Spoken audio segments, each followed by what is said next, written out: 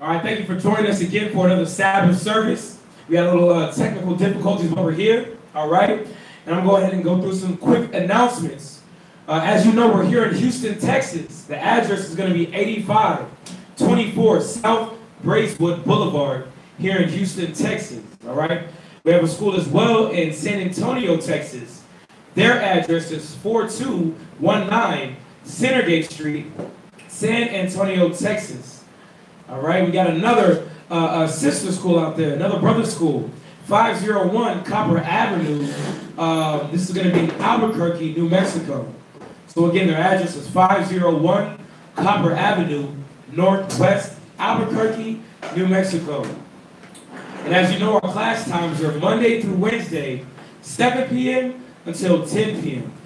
Friday night class is going to be 6 p.m. until 9 p.m. And then Sabbath service today is 10 a.m. until about 2 p.m. or until we finish. All right? We're going to be having classes out there in Austin, Texas as well. So if you have anybody out there that you know, any family or friends that are interested, contact us and we'll be able to get you the information for the location and time. All right? And for children's class, kids class, all right? We have class every Sunday from 12 p.m. until 1 p.m. That have the kids definitely tune into this channel, into this class on Sunday to get edification on who they are and just give them a little balance. And as you see in the news, we have school shootings and all these different problems and issues that are going on in school, and they need to go to the Bible to understand why and to give them that remedy on what makes that situation better. All right, so you can check that out on ISBHPK Kids. Again, that is ISBHPK Kids channel. And that's every Sunday at 12 p.m. until 1 p.m. All right? You can go into our archives, ISBHPK, for all your live classes. We have a lot of breakdowns going through your Genesis to Revelations, your law breakdowns, your baptism breakdowns. So a lot of questions that you may have, they've been already answered. And you can check those out via our live channel or our channel, and you just go to the archives of the show. All right? We have our brother Mashaba that's out there at Albuquerque and San Antonio. He has a blog talk show live Monday through Friday that you can definitely check out for your morning bread, man, for your morning food. This is going to be from it's going to be from 9:30 a.m. to about 11:30, so it's a 2-hour show. You can find him on blogtalkradio.com/Mashaba. And that's going to be Monday through Friday. All right? And for Israelwear, anybody that wants anything from Israelwear, your garments, your headbands, your shirts, your friends' pants, your friends' shirts, anything that you see with us that we may be having up here, you can actually get as well. All right? So hit the sisters up on Facebook at Israelwear, and they'll be able to go through with the process of your order. All right? And if you need to reach any of the teachers, we have Priest Kadakia at the number 281-707-2737. Again, that number is 281-707-2737. Priest Kwatazap is going to be 303-557-8979. Again, Priest Kwatazap, 303-557-8979. All right? And for those that don't like to use the phone, listen, hit us up on email. isbhpk@isbhpk.org. All right? Again, that email address is isbhpk@isbhpk.org. And for all of those that have been donating, we greatly appreciate it. And I know you see there should be a link on the bottom, or at least just a Wells Fargo account. You can send any monetary donations to that account. Once again, that money goes to the building, and it goes to the lights, the internet, the building itself, all the printing that we do, and all the work that we put in for this ministry, man. We greatly appreciate what you've done, and whenever you continue to contribute.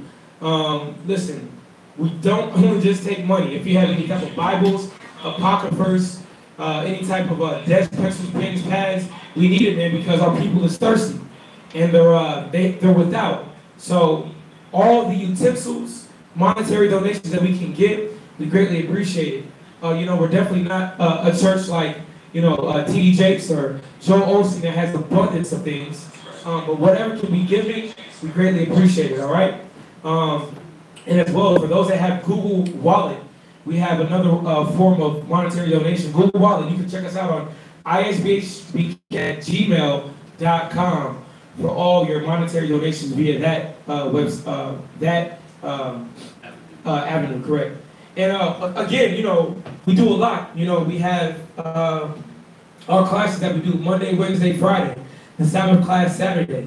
We do sisters class as well that we have, you know, so we have a lot of intricate things that goes on here in Houston, you know, and those via the internet, you know, if you're in the Houston area, listen, come and see, come and gather with us. We have a feast day coming up tomorrow, you know, so if you're in the area, hit us up and we'll give you the location on where the feast is at, because, you know, the Most High gave us these feast days to come together. You know, I know it's a little bit different being online, but if you're close, if you're in the Dallas area, San Antonio area, or wherever that you may be at, come and congregate and have that, like the scripture says, the holy convocation, man. Get together with your people, see us face to face, talk with us, because that's what we need in this wicked society that we stay in. So with that, I'm going to go ahead and pass it to Priest Quatazah, and we're going to go ahead and go through this Sabbath ceremony. Shalom. Shalom. Shalom. Wow, that's a little loud. Can you turn that? The last one. No, the very last one. A little bit. Can y'all hear me? Too loud? Too low? Is it good? Any questions before we get into the reading? Any questions? I need some education on Ezekiel 20.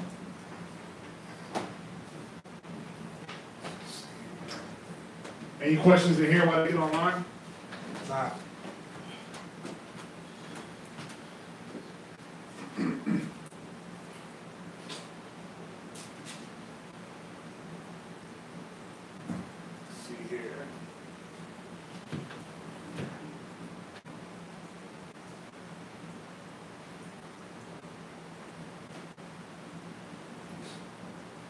It says, hold on.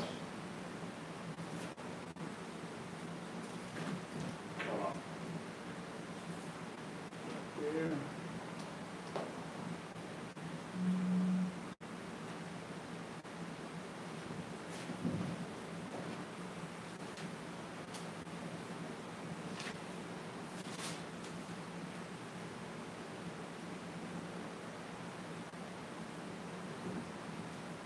All right, everything's starting to come in.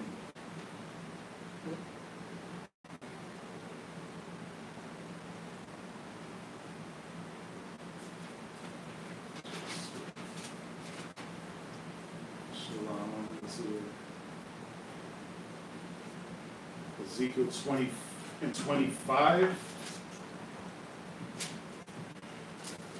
Let's see here. So it's an edification of Ezekiel 20 and 25.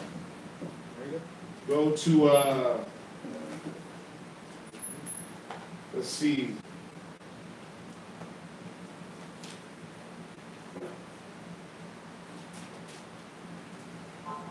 Start at, you said what? Yeah, start at verse 19. God. Ezekiel, chapter 20 and verse 19. I am the Lord your God. Go ahead. Walk in my statutes. Read on. And keep my judgments, and do them, and hallow my Sabbaths, and they shall be a sign between me and you, that ye may know that I am the Lord your God. Right, so this echoes what? Deuteronomy, Exodus, Leviticus, right? The Most High is saying, listen, I've given you judgments and statutes. We need to be doing them. This was going to be the sign between us and the Most High, right? For us to know that he was our power, that he was with us. Go ahead. Verse 21. Notwithstanding, the children rebelled against me. Go ahead. They walked not in my statutes. Yeah, this is the common practice amongst Israel. From the beginning of time, we always rebelled against the Most High. Read on. Neither kept my judgments to do them. Which if a man do, he shall even live in them. They Right? So he's letting us know, you do the judgments, you're living the law. You're a living example. Read on. They polluted my Sabbaths. So instead of following the Sabbaths and not following our own ways like it says in Isaiah, we polluted the Sabbath. We basically turned it into party time, right? Because what's the biggest party day of the week? Saturday. Friday night or Saturday, right? God. We pollute the Sabbaths. But and this is an ongoing theme with Israel and with the nations. Go ahead. Then I said, I will pour out my fury upon them. Go ahead. To accomplish my anger against them in the wilderness. Right. So, this is echoing back in Numbers where the Most High gave us all the laws and we said, nah, we ain't going to do that. And then what did he do? He was checking us in the wilderness, right? Whether it be the fiery serpents, whether it be whatever plague he sent. The ground, swallowing brothers up and sisters up in the ground. Brother, when he had Moses say, listen, separate the camp. Right. Y'all be with Moses. Whoever's not with Moses, go ahead and kill him. Right? So the Most High exacted his fury. You got your hand up. I was going to say, would this be a future prophecy too of what's to come? Well, this is what's going on right now, though. Because even if you look at it, who keeps the Sabbath out there? Nobody. So this has been never ending since we're in the wilderness. We never fully as a nation came back to the Most High. That's why we're in captivity. So you could say this is a current thing that's going on also. Go ahead. Verse 22. Nevertheless, I withdrew mine hand and wrought for my name's sake that it should not be polluted in the sight of the heathen, in whose sight I brought them forth. Go ahead. I lifted up mine hand unto them, also in the wilderness, that I would scatter them among the heathen, and disperse them through the country. Right, because that was Deuteronomy 28 and 64, right? We were going to be scattered. So so the Most High said, watch, read verse 22 again. Good. Ezekiel chapter 20 and verse 22. Nevertheless, I withdrew mine hand. Yeah, he stopped checking us. He stopped being a direct check. He withdrew his hand. Go ahead. And wrought for my name's sake. That fan got me very cold. Can we just turn it down a notch? I'm cold. I'm sorry. This one, that fan is banging real hard. I got cold real quick. He said he withdrew his hand. Go ahead. And wrought for my name's sake. Go ahead. That it should not be polluted in the sight of the heathen. Go ahead. In whose sight I brought them forth. I lifted up mine hand unto them also in the wilderness. Read. That I would scatter them among the heathen and disperse them through the countries. Go ahead. Because they had not executed my judgments, but had despised my statutes and had polluted my Sabbaths, and their eyes were after their fathers' idols. Yeah, see, now we start making the idols, right? Golden calves. Up until this day, we still chase our father's idols. Right. We still chasing money, cars, clothes. Think about that. We never chased the Most High. So all these things go all the way back to why we were in captivity. We chased our father's idols. We chased that golden calf that Aaron and the people wanted. Right? When they said, make us gods, Aaron, make us gods. What happened? We've been chasing that. We've been chasing that golden calf. Right. We want rulers over us. Right. Make us rulers. We want to be like the other nations. Right. You see that? Go ahead. Verse 25. Wherefore I gave them also statutes that were not good, and judgments whereby they should not live. Read. Verse 26. So let's think about it. Did the Most High give us something that was bad for us? Huh? Are you talking about from the beginning? No. Because let's read verse 25 one more time. We got to understand what he's saying here. Right. Read it one more time. Wherefore I gave them also statutes that were not good, and judgments whereby they should not live. Right. So it was the Most High saying that the law was bad? Lie. What was he saying? That what he told us in Deuteronomy 28:15, that we would be cursed if we didn't keep it. Right. So, watch, read on. Watch, read verse 26. Ezekiel chapter 20 and verse 26. And I polluted them in their own gifts, in that they caused to pass through the fire, all that opened the womb. So, did we the Most High literally pollute us? We brought everything upon our own selves, right? Because when you read from verse 19 down, he said, I am the Lord. Think about it. He said, I am the Lord your God. Walk in my statutes and keep my judgments and do them. So why is he going to say do the judgments and then come back and say that the judgments were off? It was the fact that we didn't understand the law. So, because what was in the law? What was part of the law that had to be taken out? What was the curse? What was the curse of the law? The death of the law. Well, yeah, the animal sacrifice was taken out, the sacrifice. The curse of the law was the death. So, my page keeps glowing. He said, wherefore I gave them statutes that were not good and judgments whereby they should not live. Because why? The law was killing us. Because we were so off. We were so wicked. What was happening?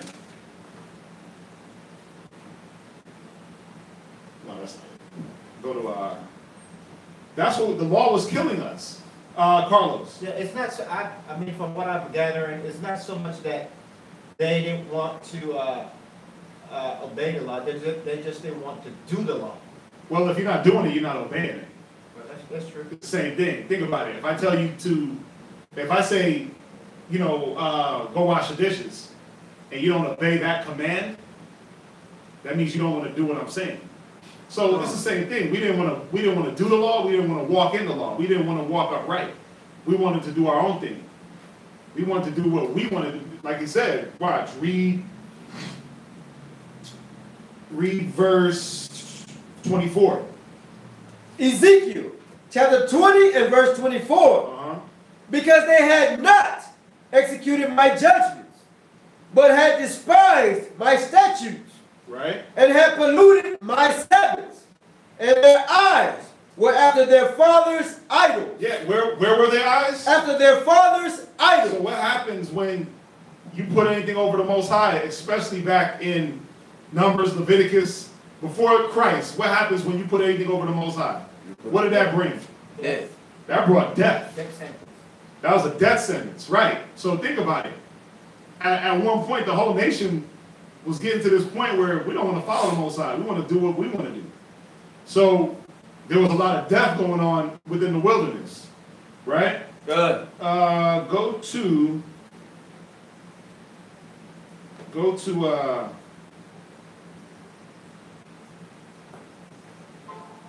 man, I'm looking for this one. That's not it. Man, it's in Romans. The law is no, not that one. Let me find it real quick. But y'all understand that, right? The Most High wasn't saying that the law was bad. Because the Most High, think about it. What did Paul say about the law? The law is... Watch, go to Romans. That the law was good. Right. Go to Romans and go to Romans chapter, for the law is spiritual. 7 and 12? 7 and 12. 7 and 12. Yeah, go to Romans 7 and 12. Done.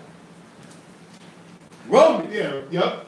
Yeah, Romans 7 and 12. That's what I'm looking for. Damn. Romans chapter 7 and verse 12. Go ahead. Wherefore the law is holy. The law is what? Holy. You see that? The law is holy. Read on. And the commandment holy. Read. And just. And just. So how could the Most High come back and say, why would he come back and say he gave us something that was unjust when the law is just? The fact was that, watch, jump down to verse 14. Done. For we know that the law is See, spiritual. this was the point. The law was spiritual, and we couldn't grasp the spiritual aspects in the law. All we saw was the carnal. So we dealt with the carnal. We were carnal minded, so guess what? The carnal death of the law came to us. So it wasn't that the law was bad or anything that the Most High gave us in the law was bad, because the law is not bad. If it was, we wouldn't strive to keep the law today. God. You see that? God. Our carnal minds couldn't understand where the Most High was going, what he wanted for us. Like it says in Jeremiah, I know the thoughts that I have towards you. Thoughts of peace and not of evil. So why would he wouldn't give us something that's going to bring evil to us? But see, we were so carnally minded. Watch. Go to Romans 8 and verse 5. Because it said we chase the idols of our fathers, right? God. Go to Romans 8 and verse 5. Romans chapter 8 and verse 5. Go ahead. For they that are after the flesh do mind the things of the flesh. Go ahead. But they that are after the Spirit, the things of the Spirit. Right, because the things of the flesh, as we're going to read on, the things of the flesh bring death. The things of the flesh, they're carnal. So the Most High is going to give you up to that carnality. When you pull, that was all time. The Most High is going to give you up to that carnality, but that carnal mind brings death. Watch, read on. For to be carnally minded Read. is death. Right, and this is what the Most High was saying. Like, look, it's almost to the point where I gave y'all up to something that was bad because y'all keep dying. It wasn't that the law was bad, it's that your understanding was so off, now it's looking like it's bad. But the law wasn't a bad thing. Just the way we operated, the mind state that we had, and the product of us not keeping the law. That was the thing that was bad. The death. That's why it had to be. That's why the death was eradicated when Christ came. Well, Romans 1 and 28 go with that too? Let's see here. Oh, that's where you're gonna go, right? Yeah, that's where we was actually about to go. We'll finish reading this. God. But to be spiritually minded is life and peace. Yeah, the Most High said, I know the thoughts that I have towards you. Thoughts of peace and not evil. How is that peace going to be accomplished? Through the law. Because we have moral, civil, dietary, ceremonial, right? God. So if I'm following the civil laws on how to deal with my brother, the civil law was supposed to bring peace if I followed it the right way. The dietary law was supposed to bring peace and not death. It was supposed to bring peace and health if I followed it. But think about our people. They don't follow the dietary law, now what happens? They get sick, that sickness brings death, that death brings agony and turmoil for other people in their family. Because now I got to sit back and watch my family member go through diabetes, high blood pressure, gout, all these different ailments that just happen when you eat the wrong foods. I got to sit back and watch my family member literally die a slow death. What is that going to bring for me? What does that do for me when I got to sit back and watch that? That brings agony. There's no peace in that. There's no peace of mind in that. Right. So, no, go ahead. What were you going to say? Because you know their outcome, man. Because they've overlooked what the Most High was trying to do for them. They overlooked that peace that the Most High was trying to bring through the law. Right. The law was supposed to bring us that peace, that comfort. Because why? It was the perfect way of us doing things to preserve ourselves. It was all about the Most High trying to preserve us. Clean you up, preserve you for longevity to do good. For some reason, the Israelite man don't want peace and longevity. He wants death, agony, turmoil. He don't want long life. As long as it's his way. You know what I mean? Yeah, we want things our way so bad, but think about it. The most common quote, 50 Cent, get rich or die trying. Right. How about be content with what the Most High gave you? But no, I'm gonna get rich, or I'm gonna die trying to get rich. So what does that mean? By any means necessary.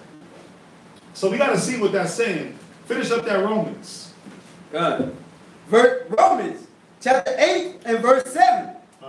Because the carnal mind is enmity against God. Right, see, the carnal mind is enmity, it's an enemy.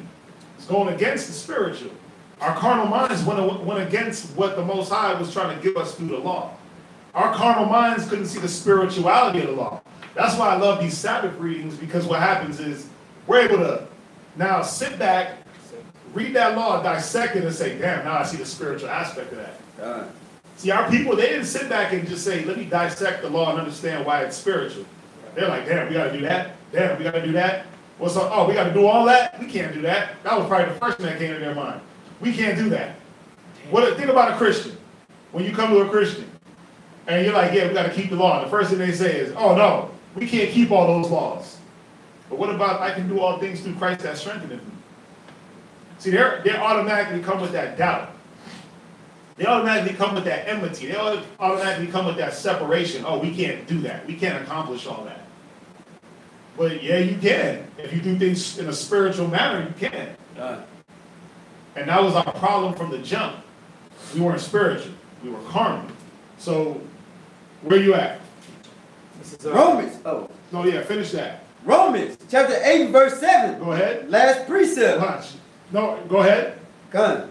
For it is not subject to the law of God. That's the thing. We didn't want to make our minds subject to the law of God. So the Most High is like, damn, this is looking like a bad thing. Verse 8 is going to tell us. Because it wasn't the fact that we were dying and being put to death because of the law. Verse 8 is going to tell us. Watch, read on. Neither indeed can be. Read. So then, they that are in the flesh cannot please God. You see that? We weren't able to please the Most High. So he's like, there's something going on here. I'm giving y'all over to something that's unjust because now y'all can't even do what I want. Y'all can't please me. You see that? How you doing? You see that?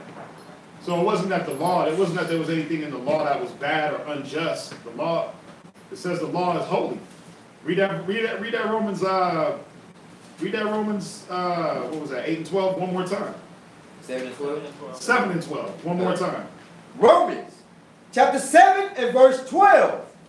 Wherefore, the law is holy. Yeah, the law is holy. We always got to remember that. The law is holy. Go ahead. And the commandment, holy. The commandment was holy. So, there wasn't nothing in here that the Most High gave us that was unjust or wrong. He was just, when you look at it, it was like speaking figuratively. It wasn't like, yeah, I gave them something bad. Where were we at? What was the original question of Ezekiel, right? Ezekiel chapter 20 and verse 25. Ezekiel 20 and 25. Jump back. Okay. You said, what did you say? You said Romans 1 and 28. Go there. Because it kind of breaks it down to what the Most High gave us those two. When we right. rejected it. Right. Yep. Good. Romans. Go up to 25. To 25? Okay. Romans. No, you see? No. Go to. No, go to. What was the one that you.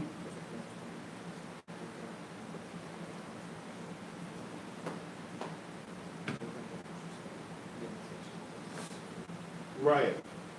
We can skip the Romans, but it's more. It's. We can skip this Romans. The Romans 8 was more direct to the point. But yes, Romans 1 and 20 down. That's like that kind of sums it up also.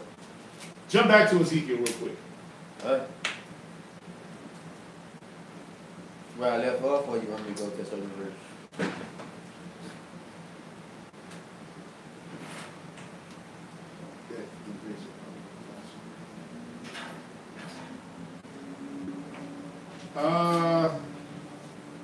Let's see here. I'm just reading down real quick.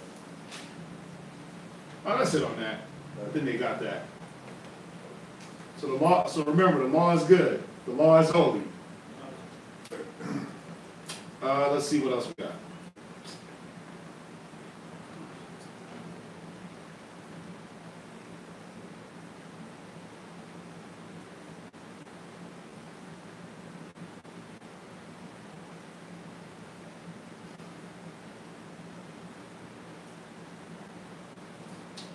Is the cepher a good book to have in your arsenal? I'm not sure what that book is. The cepher Bible. It's See, the what Holy is it? Scriptures. Yeah, when they put the name of the Most High in it, the name of yahawashi, like it have the Hebrew right Okay. next to the English. Oh, it's a Hebrew English? Yeah. I mean, any Hebrew English Bible is, I mean, if it's correct, what Hebrew? Old? Ancient, or just like or the new Hebrew that they use? The Hebrew that we read for the Sabbath. Oh, our ancient Hebrew. Yep. Oh, that's, hey, if you got ancient Hebrew and you can get in there and be able to actually get the correct words, that's not bad. I mean, we use ancient Hebrew to look up the words. We try to go into that ancient. I mean, we have. Yeah, they have the ancient and the Hallelujah scriptures. That's what they call them. The Hallelujah scriptures? What's that? Same thing, just they have the Hebrew. Oh, yeah, I haven't heard of that. Yeah.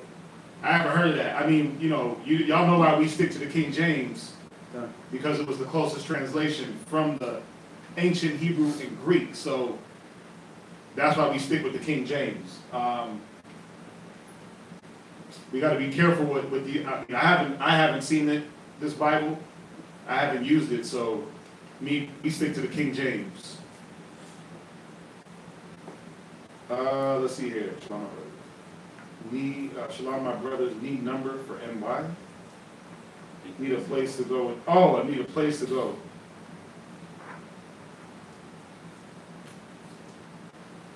When yahawashi comes back and the ones who make it get a new immortal body, do they remember life before yahawashi comes back? I think we went over this yesterday, if I'm not mistaken. We went over this yesterday where Regeneration. yeah, we went over it. The brother asked a question yesterday.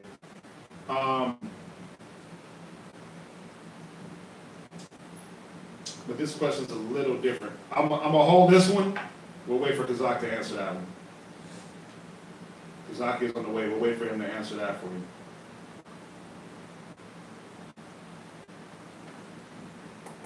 Because this question's a little bit different than yesterday. I don't want to put them in the same category. You need a place to go in New York. I mean, there's a lot of schools in New York. I think every school is in New York but us. Yeah, there's a lot of schools in New York. What we could do, we could see if there's any brothers that we know, and do it like that.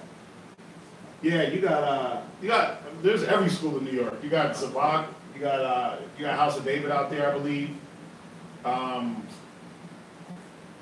got House of Israel, you got House of David, you got Army of Israel out there. I mean, you got all the schools, they're out there. Yeah, all the schools are out there. Are we directly connected to any one of them? No. But we can do a little looking. What part of New York are you in? If you're there, what part of New York? We could do a little looking for you.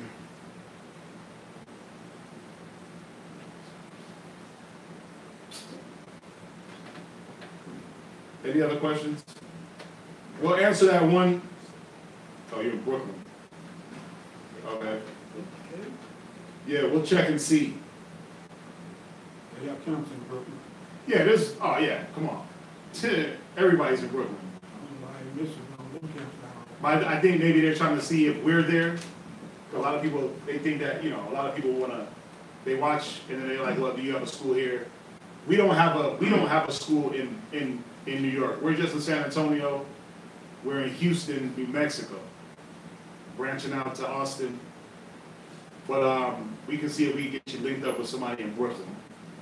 But there's a lot of schools out there. They're hard to miss. I know you hit downtown Brooklyn, brothers be out there. Hit Atlantic Ave, right? They be out there. They be out, man. They be out there in Brooklyn. If there's nothing else, let's start the reading and then go from there. So where we starting at? You gotta leave at 1:30? Let's salute him up real quick. You leaving at 1:30, Jeremiah? Let's salute him up to read. That way we'll at least get him to read and then go from there. Nima, you don't read? Why not?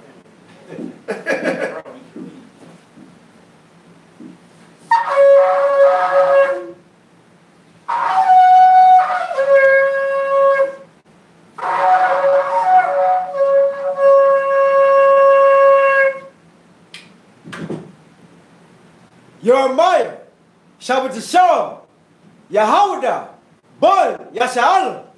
Jeremiah, Yahawashi, Bun, Sluggy. Jeremiah, Shabbat Shalom, Yahawashi, Bun, Yasha'al. Yahweh Shem Yahweh Shab Rakatah. Yahweh Shem Yahweh Shab Rakatah.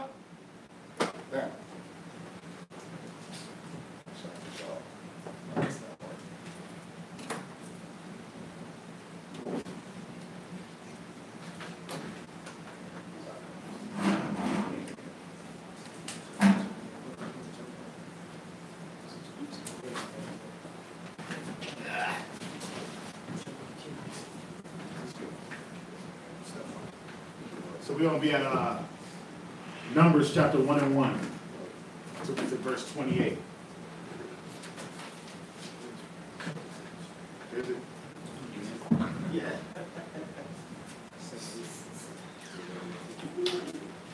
Yeah, Numbers chapter 1 and 1 to verse 28.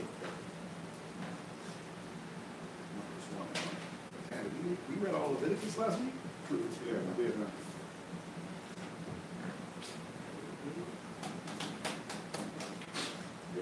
Oh, yeah. The book of Numbers, chapter 1 and verse 1. And the Lord spake unto Moses in the wilderness of Sinai, and the tabernacle of the congregation, on the first day of the second month, in the second year, after they were come out of the land of Egypt, saying, Take ye the sum of all the congregation of the children of Israel, after their families, by the house of their fathers, with the number of their names, every male by their polls. So you see that? And we're going to get, it's going to go in, but we numbered ourselves after our families by the house of our fathers. So in Numbers, this is where we get, and this is not the direct scripture, but we're going to read down and we're going to see why do we go after, why does our nationality be determined by our fathers? It's going to tell us in Numbers 1 and 18 as we read down. Go ahead. Verse 3. From 20 years old and upward, all that are able to go forth to war in Israel, thou and Aaron shall number them by their armies. And with you there shall be a man of every tribe, every one head of the house of his fathers. And these are the names of the men that shall stand with you, of the tribe of Reuben: Elizur, the son of Shedeur; of Simeon, Shelumiel, the son of Zurishaddai; of Judah, Nahshon, the son of Amminadab; of Issachar, Nethaneel, the son of Zuar; of Zebulun, Eliab, the son of Helon; of the children of Joseph, of Ephraim, Elishama, the son of Abihu; of Manasseh, Gamaliel, the son of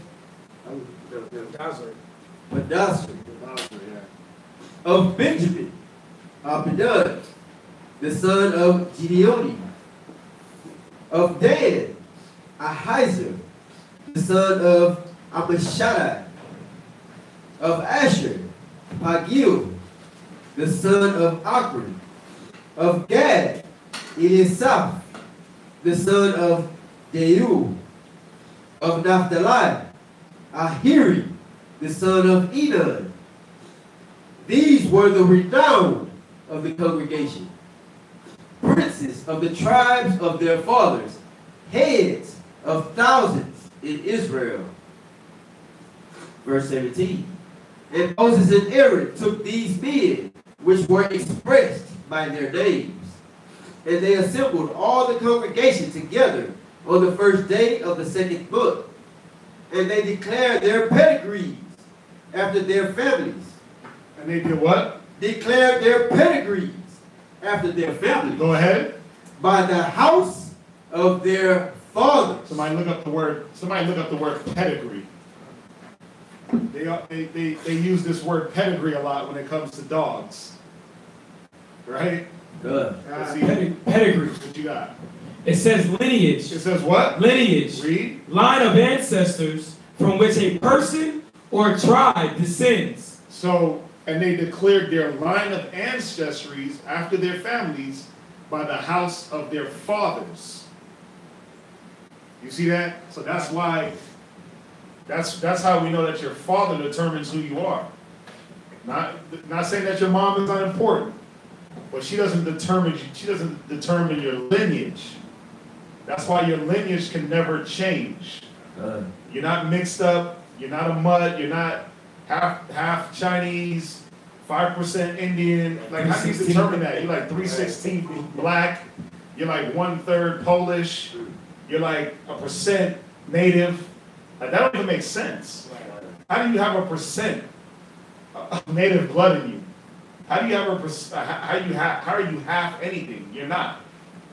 We're not mutts. We're not mixed up people. You're 100% of what your dad is. So again, not saying that your mother is not important, but your mother doesn't carry the seed. The seed, your father determines literally everything about you. He determines your eye color, your hair color, your skin color. He determines all that. Either way it goes. Whether that, what is it, the XY? If you want to get into science, this is YY, XY, right? So that off chromosome determines everything about you. That's what people don't realize. It determines everything about you. He's the one that either changes what's going on, skin color, hair color, eye color. He determines that. The XX? XX and XY, excuse me. My science is off. I haven't been here in a while. Allison, you were supposed to correct me. That's right, though. It's XX and XY, right? It's XX and XY, right. On that skin color, my old man was a dark skin, my mother's light skin. Right. But he still determined it, because what it was his genes had no, when I say he determines it either way, his genes didn't kick in to say, make him dark.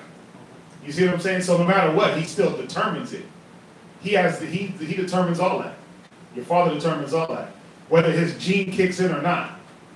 You see? So that's what it is, because he has that off, if you want to get into science, that off chrome. Males are XY, females are XX. Right. XY for the male, because he has that Y chromosome. Yeah. I don't know. I said YY. Close. It's terrible though. I used to be good at this, like science and biology and all that. It's been a minute. She's fresh. I was in class I failed. Huh? I was in class I failed. Biology too. Listen, anatomy and all that, I ran through that with flying colors, but it's been so long. That was high school. I'm almost 20 years removed from high school. So yeah, part of my miss talk. But that's why we have the science major in here to correct us, right? Keep us on track. But read that verse 18 one more time. Good. Numbers, chapter 1 and verse 18. Go ahead. And they assembled all the congregation together on the first day of the second month. And they declared their pedigrees after their families. Yeah, they declared their lineage after their families. By the house of their fathers. Right, by what your father was, because again, that never changes. You are what your dad is what his dad is what his dad is, and so forth and so on. That can never, if you determine things that way, it shows you that things can never change as far as your nationality. But what can change is skin color, eye color, hair color.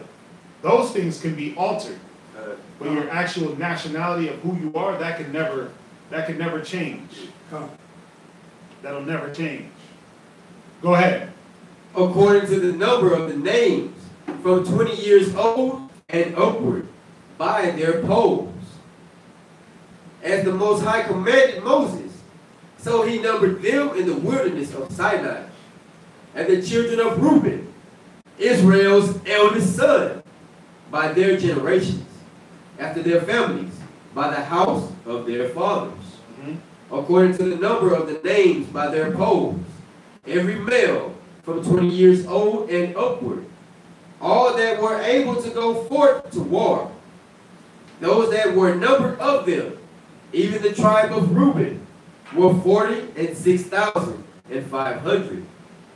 And of the children of Simeon, by their generations, after their families, by the house of their fathers, those were numbered of them, according to the number of the names, by their poles, every male from 20 years old and upward, all that were able to go forth to war. Those that were numbered of them, even the tribe of Simeon, were 59,300. That right there, listen, that's almost that's almost 100,000 soldiers just in 2 tribes. The first one was wow, 40 and 6,005. So 46,500. The next one is 50 and 9,000. Yeah, that's about 100,000 soldiers. Think about that. And that was just soldiers. You know what I'm saying? That wasn't like everybody in the tribe. That wasn't the children, it wasn't the women, it wasn't even the blacksmith, all these other different. Yeah, these were 20 years and upward that were able to go forth to war. Everybody wasn't able to go forth to war. Men of war. Right? So, but think about how big we were. We were big. We had a lot of people. We had a lot of people, man. Just to bring 50,000 warriors out of 2 tribes. Come on. That's a lot. That's a lot of men. 100,000. Or excuse me, 100,000 men out of 2 tribes. That's a lot of. That's just 2 tribes. So if you did 50,000 for every tribe, what you got? 600,000? Easy. Easily, right? If we did that number. And that's just the fighters, man. Think about the women. That ain't counting the women and little children. Israel was big, man. You know, so I mean, why do you think when the Most High scattered us, he had to scatter us throughout the 4 corners and throughout the whole world? Because I got to put some of y'all here. Why do you think wherever you go, there's an Israelite there? Because we are like the sand of the sea. Dang, it's almost like that movie Transformers, man, where they had these little, the Autobots was everywhere. They were just hiding? Yeah, hiding in different places. Just waiting? Yeah, waiting for that time. Yeah, and that's the thing, man. We ain't small. We're going to see. We're going to read on. Watch, go ahead. Numbers, chapter 1 and verse 24. Of the children of Gad, by their generations, after their families, by the house of their fathers, according to the number of the names, from 20 years old and upward, all that were able to go forth to war, those that were numbered of them, even the tribe of Gad, were 45,650. Wow. Of the children of Judah, by their generations, after their families, by the house of their fathers, according to the number of the names, from 20 years old and upward, all that were able to go forth to war, those that were numbered of them, even of the tribe of Judah, were 14,600. Score is 20, right? Right. So that's 3, so that's 60. 74,000. 74,000 Judites. Yeah. And 600. 74,600. Think about that. So you basically have, that's like 210,000. Right. Dang it. 4 tribes. When you think about that, like we tell the brothers, it's like the unity. You got to think what our oppressors, the white man, is trying to disassemble. Disassemble. Yeah. He's trying not for us to get back in this mind frame to where, listen, when we get 100, when we get 1,000, bro, we're powerful, man. But think about 74,000 black, strong men. That's something to see, man. Think about, but why do you think they get so upset? Why do you think they get so nervous? Why do you think they make these laws like 2 or 3 or 4. 2 or 3, yeah, you're a gang. 2 or 3 people are gathered. They don't do that for themselves. Right. They do that for us because five Negroes on the street is a threat. Right. I got 5 black males. Now I gotta call the whole police squad. These brothers got ties and suits on, G. Listen, I seen a video. I seen a video of a dude the other day. He was in, it was either Milwaukee or DC. I don't remember. This one Judite, he was fighting like 5 cops. And when I say fighting, yo, they were beating this dude with the batons, the crack batons that they. And I'm talking about, they were whipping this dude's legs, and he didn't even flinch. He just kept stalking them down. They were behind him. Bah! And he just kept going. Bah! And then he was like, what was his name? Dominic? I forgot his name. He just started Powering up. He started powering up. He was Super Saiyan. He started screaming his own name. He started powering up. Right. And they were like, damn, and all you see, the whole police force came and just toppled on top of this dude. And he was still fighting. Think about that. Now, obviously, he probably has some mental issues going on. Because if a cop just touched me, I'm like, I'm going down. Right? I ain't going to fight. And I'm talking about this dude was bloody. But think about, what I'm trying to say is, think about when we're in our right minds and we're really connected to the Most High. That type of power that we'll have where they can't break us. No, that's why, like the scripture says, no weapon formed against me shall prosper. It's talking about carnal and physical weapon. When they try to come and hit you with the billy clubs, or what do they call it? The one that the nightstick, but they have the one that The asp. it's called an asp. Yeah. Yeah, the one that is short, and it whips right out. But that thing hurts. That thing, and because it's steel, it's compact. Yo, I seen a dude get hit with that the other day and it broke his leg. The cop hit him with it, bah! And shattered his whole shin. Back in the day, they used to call them nigger whoopers. Nigger whoopers? My old man used to ride me around when I was 6 years old. Uh-huh. And back in the day, they didn't have no cages in the car. Oh, okay, yeah. They used to ride like 5 or 6 deep. Yeah. They used to ride me around and show me what the law used to do.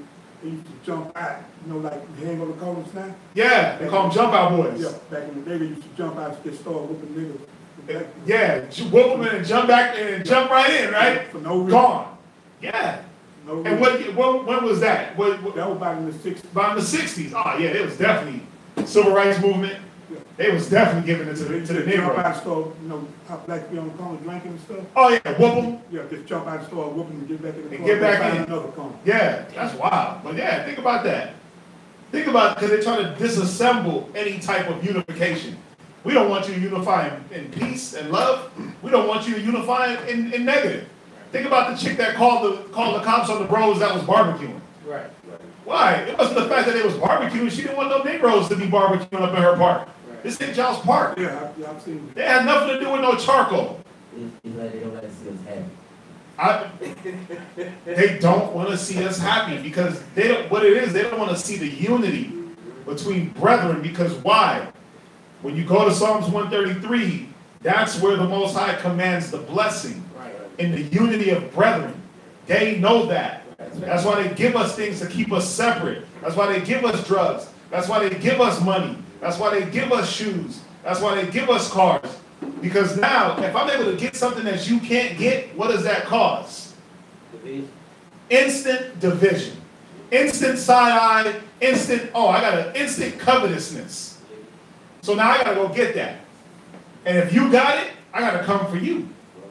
I got to kill. Think about it. Y'all ever watch Menace to Society? No. Remember when old boy got the Mustang, but he ain't had no rims? Yeah. What was the first thing he did? Did he say, let me go to the rim shop? He looked for the first nigga he could jack. And that's what he did. Pulled up on him at the drive-thru, give me your rims and a burger. Double burger with cheese, and I need them rims. It's sad. Yeah, the cold part about that, he had dough. He had money. But guess what? He was about to go spend his money on, I'm about to get somebody. Because the mentality that's being bred in our people, especially back in them days, what was that, late 80s, early 90s? When in Cali Cats was getting jacked left and right. There was so many carjackings in California at that time. And what did it do? It bled over. Then you have like New Jersey Drive, like movies like that, where in Jersey they was just jacking cars, but they were at least jacking like rich white folks and getting good cars. They weren't jacking like garbage hoopies. Man. But it's the mentality. The mentality is I'm gonna get it by any means, and if you got it, I'm coming for that. It's all, think about everything that they give us. Everything that they give us disrupts unity, down to jobs. Because now you're getting paid more than me, so now I gotta hate on you. You getting a higher wage than me, so now I gotta look at you a certain way. Or I'm getting paid more than you, so now I'm gonna look down on you. We gotta look at it. I examine everything, or I at least try to, and have my mind open to every possibility. Like, damn, why they do things like this? Why do they create different wages and in the job wage scales? And they do that, man, not because they do it to keep black folks divided, to keep them fighting about something. But think about it. Think about the unity you had to have with out of 4 tribes, you got at least 210 men, 210,000 men. They had to be unified. They had to be unified. They had to be experts. They had to hold their rank. There wasn't no bickering and fighting like, oh, your bow is bigger than mine. Your shield is more shinier than mine. Your headband is better than mine. It wasn't nothing about that. It's about, let me hold my rank. Let me fulfill my position. What were you going to say? That's what it was about. Let me shut the hell up and do my job. Let me not look at what you're doing, because if I'm doing my job and you're doing your job, what's happening? We're moving as a unit. So we got to see that, man. I mean, and when you read through a lot of these numbers in Deuteronomy, and it talks about we were experts in war. How do you become an expert in anything? You have to have a discipline. You had to be disciplined. And it wasn't that it was just one man out of the tribe that was expert with the bow. No, it said like 8,000 were experts. 8,000 men in the tribe of Judah, experts in bow. Experts with the bow and arrow. Experts with this. Experts with that. Why? Because they were dedicated to the craft, not dedicated to seeing what the next man was doing, how big his bow was, how far he could shoot his bow, how come he wasn't shooting his bow in time. He wasn't doing all that. It wasn't all the infighting and bickering. We had actual, real unity, love for one another. That unity was what brought that blessing, where a lot of the fights we fought, when you read about our wars, man, when you read about, I believe in Joshua, when the Most High made it hail, and it said it was bigger hail than any hail that ever hailed on the earth. He said that more hail killed, I forget who they were fighting, but more hail killed those nations than any swords of the Hebrew. Think about that. And they were killing, that hail killed thousands. They were coming, I think they came up against 10,000 men at that time. I read the story the other day, my memory. But just in a lot of our wars, man, the Most High, he blessed that unity. And he fought the fight. He sent the death angel out. But with Abraham and those guys, it was just 300 of them. Yeah, they were right. Think about that. Made it sound like they were going to get overrun by, thousands. Right, that unity, it made us look bigger than what we are. Think about it. For him to command 300 men, and they all just move, boom, boom, boom, boom. Imagine that. You can't even get 10 bros together. You can't get 10 bros together to do work or to play around. Listen, Akim, we meeting over here to hang out. Somebody got to be like, nah, I can't show up. It got to be one man that can't do it. What does that do? That breaks the unit. That breaks the rank. Y'all understand that, right? Think about if the army had 10 men in it and one man didn't show up to fulfill his duty. I'm using 10 men because it's an easy number to deal with. But each man had a duty. Each man had an office, and one man didn't show up. What does it do? It breaks the unit. Because that's how the army works, too. You have different units, right? And in each unit, you know about this, in each unit, how many medics were in your unit? Oh, I don't know. Oh, you had a lot of medics? Yeah, mine. Well, I had like for safety, because in case one didn't show up, it was backup. All right, it depends. When I was in country, we probably had like 60. But the thing about it, I was with a medical unit, Right. And then when I got switched out, I was one deep. But that's what I'm saying. When you went with the Marines, you were one deep, one medic with that unit. In certain instances. Now, what happens if you don't show up? Oh, ain't nobody gonna be a medic. Yeah, nah. Or they're gonna have to replace. But you see my point. They would have to The replace. unit now is weakened because that job is not being fulfilled. So that's the thing where we gotta look at. I mean, I'm just looking at this. I'm just looking. This is the thing. First of all, it's not even talking about unity. But to have an army of this magnitude, there had to be some unity. It wasn't niggas just running around doing their own thing. Like, yeah, I'm the captain, I'm the general, I know more than you. Because first of all, when you do read it, there were men set up as heads from each tribe. It said they were the princes, right? Verse 16, it says, these were renowned of the congregation, princes of the tribes of their fathers, heads of thousands in Israel. So these were the heads. These were the head generals, officers, whatever you want to call them. They were probably the head officers, 12 of them. Then you had your one commander, right? Right. Moses running the show. And then obviously you had the Most High above Moses. But there had to be unity. There had to be respect. There had to be rank.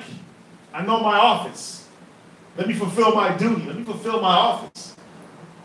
It wasn't, oh, I'm an officer of 50. Let me go do the officer of 1,000's job and not know how to do it. Or tell him how to do it, but I don't even know how to fulfill my job. Let me play my position and move up lawfully. You see that? Where we at? Numbers, chapter 1 and verse 28. Go ahead. Of the children of Issachar, by their generations after their families, by the house of their fathers, according to the number of the name, from 20 years old and upward, all that were able to go forth to war. Go get me. Let me see here. Let me, yeah.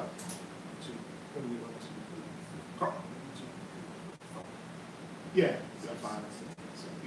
It's on there. Okay.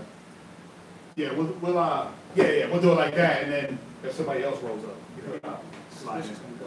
Richardson? Yeah, they just slide late, so. All right, let's salute up the next brother. You get this horn right.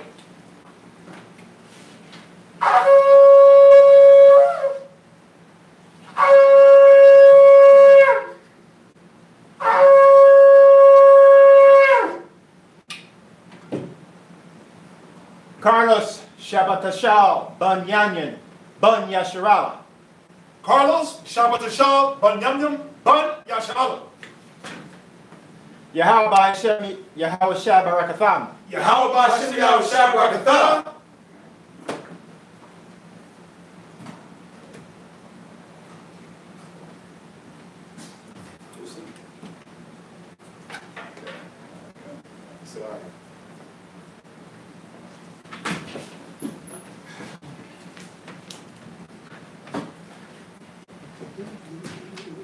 You're going to start at 29? Yeah. You got to knock it here. Come on. Yeah. Smell it. Smell it. Oh, like that. Smell it. Yeah. Numbers 129. That smells good. Numbers 129 to Numbers 2 and verse 2. Yeah. D, baby. All right, Numbers 129. Those that were numbered of them, even of the tribe of Issachar, were 50 and 4,400. Of the children of Zebulun, by their generation, after their families, by the house of their fathers, according to the numbers of the names, from 20 years old and upward, all that were able to go forth to war. Those that were numbered of them, even of the tribe of Zebulun, were 50 and 7,400.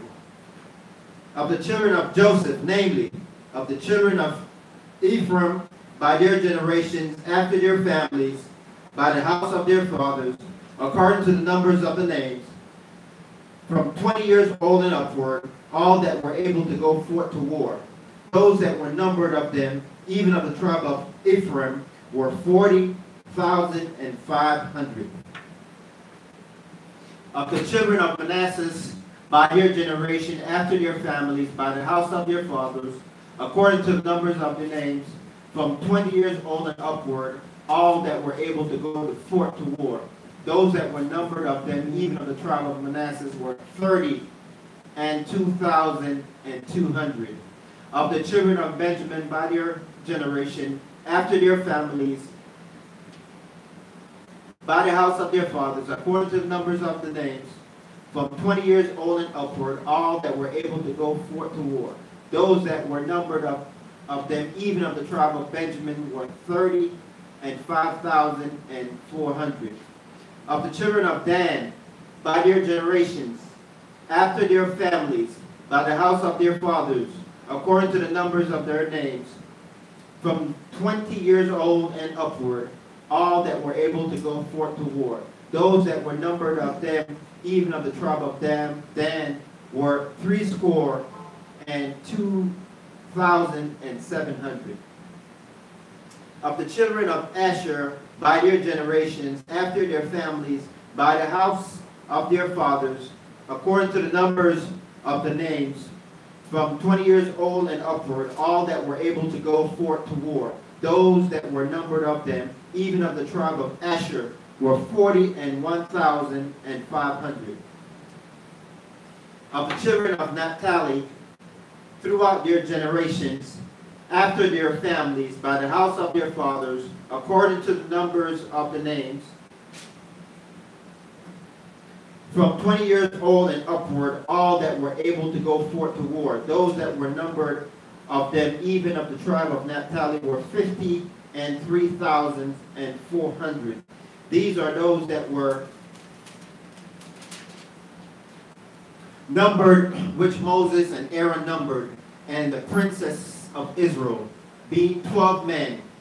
Each one was for the house of their fathers, of his fathers. For were all those that were numbered of the children of Israel by the house of their fathers, from 20 years old and upward, all that were able to go forth to war in Israel. Even all they that were numbered were 600,000 and 3,550. We said it, right? About 600,000. You got 600,000 able-bodied men, 20 years and up, ready in unity, had the capability to go to war, expert with the bow and arrow, expert with the staff, expert with their weaponry. We weren't just some Rudy-Poo, candy-ass army. Right. You know what I'm saying? You know, even with that, you know, you got to think about what comes with that training. You know, you probably got your running. You probably have your, like you said, the bow and arrow, the sword, how to move in ranks, how to have certain signals to move around your enemies or whatever it may be. So it wasn't just something that was just instilled in them, like it was just spiritually dropped into their dome and that they knew all. No, they probably, well, they actually had to work at it and put some work in to be able to be ready. But now you see, oh my gosh, check this out. What do the Israelis, what do the fake Israelis do? What do they do that's mandatory? Does anybody know? With their sons? Oh, mandatory, enlisted into the army. Mandatory 3-year, I believe, what is it, 3 years? The Israelis, they mandatory enlist for 3 years? Yes, like 2 or 3. You graduate high school, you got to do 2-3 years in the military. Men and women. Yes. It ain't just women. It ain't just men. And if you get citizenship, same thing. Really? Wait, so if I go over there and become a citizen, I got to go in their military? Yeah. You have to fight for it. Wow, I didn't know that. Even at my old age? No, it's a certain age. There's a certain There got to be an age cutoff, because even this military got an age cutoff. Yeah, it's age, but what I'm saying, like, I get you. the parents go over there, Yeah, I get you. kids going to join the military. Wow. I didn't know that. Yeah. So any citizen is going to be there when you hit 18. I think they do it at the age of 18. That's when you graduate high school. I think the only way you get out of it, obviously, is if you're not able, or if you're there was a way that you didn't have to go. You were doing some type of profession. Or if you just kept going to college or something Yeah, it like was that. college. Yeah, if you went to college, you didn't have to join the military. Even like here, when they had the draft, if there were certain individuals that was in college, you wouldn't be admitted into the draft. Yeah. Or if you was the only son. Or if you're the only son, right? You wouldn't have to go into the draft. So that's the only way to get out of it. Was school or you were hurt. So think about how they steal all the customs, man. They steal all the customs, but the one thing they miss, even in this custom, where they don't number themselves according to the house of their fathers. They go off their mom. Well, my mom's a Jew, so I'm a Jew. That's how they do it. So they try to take some things and not all, and try to assimilate them. So we were talking about that last night, right? How they try to assimilate themselves into our custom to fit the curses, to fit the doctrine, but they don't do it the right way. Anyway, go ahead. And if y'all were paying attention before we read on, what tribe was left out? Levi. It was Levi. Ephraim was named. Ephraim at this time was still called Joseph. Yeah. Levi was left out. As far as the number, we'll read on to see as far as the numbering for warriors. Why? Because Levi had a whole different office. Levi had a whole different office. Right? I'm sure they was there. They was there praying for that battle and anointing brothers and doing all that. Praising the Most High for the victory, right? Praying to the Most High for the victory before we even got it. Right? Going into the class last night, they prayed, they did all that. They had their office. Go ahead and read on. All right, Numbers 1 and 47. But the Levites after the tribe of their fathers were not numbered among them. For the Lord has spoken unto Moses, saying, Only thou shalt not number the tribe of Levi, neither take the sum of them among the children of Israel. But thou shalt appoint the Levites over the tabernacle of testimony, and over all the vessels thereof, and over all things that belongs to it. They shall bear the tabernacle and all the vessels thereof, and they shall minister unto it, and shall encamp round about the tabernacle. And when the tabernacle set forward, the Levites shall take it down. And when the tabernacle is to be pitched, the Levites shall set it up. And the strangers that come nigh shall be put to death. Damn. Whoa. Wait a minute. Wow. That's cold. Most High was not playing. No, go ahead, read on. Well, you see the Levites had a job. They were the one that set it up the top. They set up the tabernacle. They break it down and build it up. That was their job. Break down the tabernacle for the worship, right? Go ahead. And the stranger that cometh nigh shall be put to death. Damn, that's. Hold on. The stranger that cometh nigh shall be put to death. I'm trying to figure out who. And thou shalt give the Levites some man, and thou shalt appoint Aaron and his sons, and they shall wait on their priest office. And the stranger that cometh nigh shall be put to death. Yeah, that was my question. Who's the stranger? Right. That's what I'm. That's what I'm asking myself. Thank you, other nations, man.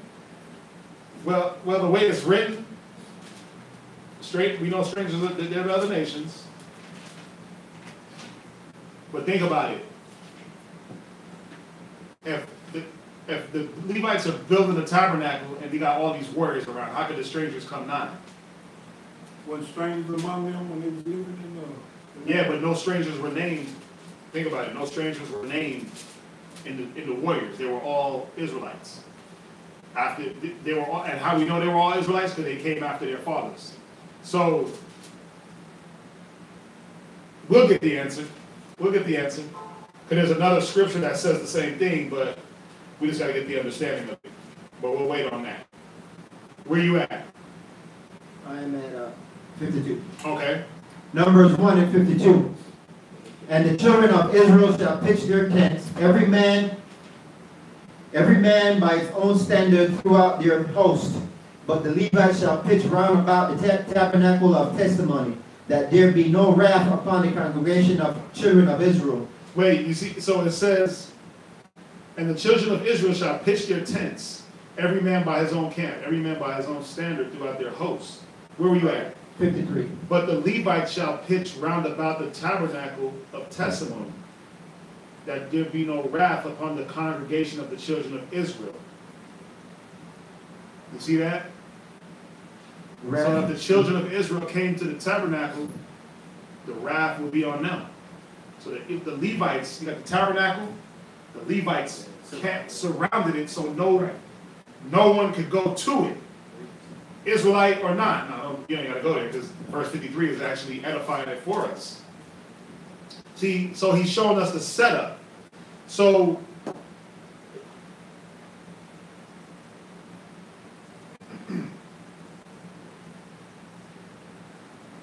he's showing us the setup. Read verse 52 one more time. Numbers 1 and 52. Uh-huh. And the children of Israel shall pitch their tents, every man by his own camp, and every man by his own standard. Right, so we pitched our tents amongst each tribe. Each camp. Yeah, Judites, Levites, Judites, Israelites, Benjamin. We did it like that, and then in the middle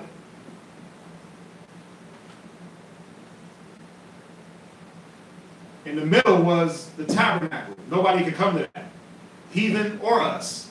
But this is a time of war, so that's how the Most High set it up. So if you just look at it, just picture it in your mind. Boom, you had all the tribes. Boom, boom, boom, boom, boom, boom, and in the middle, tabernacle, you had Levite just surrounded it, so nobody can get to it. Anybody that came to the tabernacle, they'd be put to death. Right, it was an order. Probably like, listen, don't come around here. Do what you got to do. This ain't your business. It's just like how the Most High, when Moses went up to Sinai, he said, not even a beast can come near the mountain. That's he gonna die. Right? Because there's something beyond what y'all can understand that's going on here. This is a time of war. We setting it up. And Levi was a big part of our war. You see that? 53 gives it. But go ahead, read on. Numbers 1 and 53. But the Levites shall pitch around about the tabernacle of testimony, that there be no wrath upon the congregation of children of Israel. And the Levites shall keep the charge of the tabernacle of testimony. Yeah, because what was that wrath going to be? That was going to be death. Right? So the Levites made sure they circled around that tabernacle. Nah, you can't come in here. You can't come in here because you're going to be put to death. Go ahead. And the children of Israel did according to all that the Lord commanded Moses, so did they. Go ahead. You're going to go to verse 2 in Numbers 2 and 2. Numbers 2. And the Lord spake upon Moses and unto Aaron, saying, every man of the children of Israel shall pitch by his own standard with the ensign of their father's house.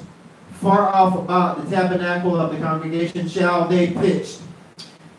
And on the east side... No, that's it. Just verse 2. Oh. Yeah. Next. So y'all understand that, right? Questions? Let me check online. Anything? Good. Oh, there's commenting? Let's see what they're saying. I had one about the keep the people awake. What's up, Jeremiah? What do they mean by every man by their poles? Do they refer to like the head or just like? Where you at? Well, when it's first mentioned in verse 2, but I know that they said it a few times around in blue. Oh, where's in Numbers 2 and 2? No, one and 2. Yeah, Numbers 1 and 2. Last precept. Every man by their poles. Yeah, it's just talking about, this is going into that lineage. You know, that, like, watch, when you read, take the sum of all the congregation of the children of Israel after their families by the house of their fathers, with the number of their names, every man by their poll. So they just took a poll of the names after everyone's father. Who's going to be part of the war? You know, you take a poll. Okay. Give me 1 second. We'll definitely get to it. Every male by their polls, from 20 years old and upward. So they just took who's able. They took a poll. Your age, are you able? Your age, are you able? What house are you from? And they did it like that. That's how they separated. So,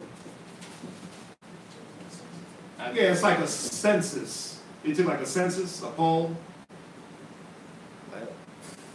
We could. I thought we didn't do that till I think that, and then why David had got in trouble.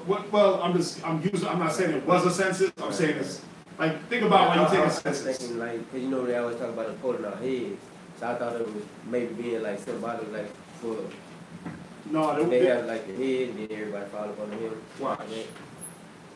Let's we can look up the word.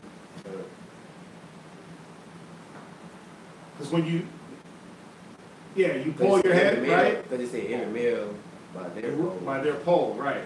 But when you set up that pole, when you set up that. Oh, like showing I'm 20 years of old. Well, like it's. Definition or pole. Well, that's what I was going to look up. What you got? Because maybe I'm not expressing it the right way. It says polls. The process of voting in an election. A record of the number of votes cast in an election. So you see that they took a record of the number. How many are able to go to war? The ages. You see that? But where we at? Numbers 1 and verse 2. Polls. See that? Head of a poll, census, head. So it was basically according to their father. See when it says according to their father? See, you gotta look at it the right way. When it says according to their father, damn, with the fan. By the house of their fathers, with the number of their names, every man by their polls, every man by their heads, so by their lineage. Right. So that's what it's talking about. They're just using different names to explain the same thing. Fathers, heads, polls, families. You see that? Take a sum of the congregation. So sum them all up after their families by the house of their fathers. Yeah. A definition for census.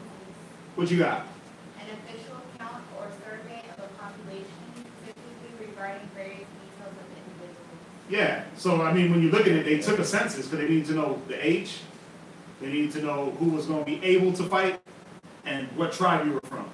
So they went through the congregation and was like, where are you from? Oh, that? Okay, stand here. How old are you? 18? Nope, can't go. 20? You ready to fight? Let's do it. You see, so they polled them. They took a census. They took a count. That's how we have that number, the 600,000. Yeah. You had another question? So right now, are they preparing for war? Where we at? We're in Numbers, right?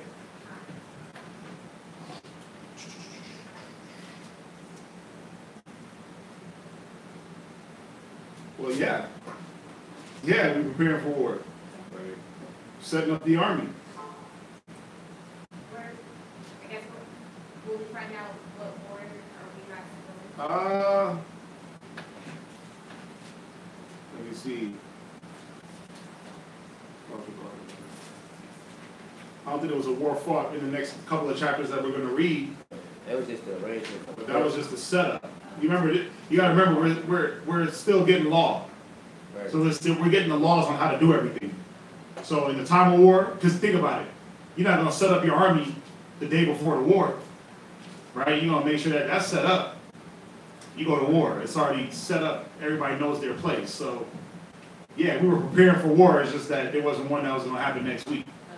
Yeah. No? Yeah. Like brother was saying, you have to consider the training that they have to go through. Yeah. Yeah, you always have to consider that the preparation and the training that you have to go through prior to the war. So you always have to consider that. Yeah, what this was pertaining to was setting up our military. That's what it was pertaining to. It was setting up our military and prepping, like Carlos just said, it was preparation. Again, the scriptures say, "What man go to war and count not the cost?" You see that? So I got to count the cost and say, okay, are these men that I'm about to take to war, are they able-bodied? First of all, let's make sure they're not too young. Let's make sure they're not too old. Let's make sure that they can use weaponry. So let's first get them all together, give them the order, how everything's supposed to be set up, and then we train them. Yep. And we make them experts in whatever we want to make them experts in. Preparation beforehand. So yeah, it was pertaining to order. It was pertaining to the Most High, giving Moses the order to set up the official military. Where do we end off at? Numbers 2? 2 and 2. Next reader, if there's no other questions. Oh, gosh. What's up? I'm making those old people noises, right? Like, ah! Yeah. It's sad. I'm not that old either, man. That's the sad part. I feel it sometimes.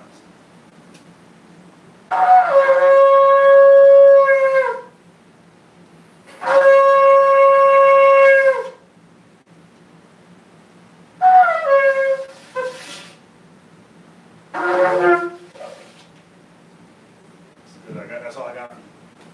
It's time. Shatak, Shabbat Shah, Yahawada, Ban, Yashala. Shathak, Shabbat Tashal, Yahawada, Ban Yashala. Yahweh Ba'ashem Yahawashi Brakatham. Yahweh Hashem Yahawashi Brakatham.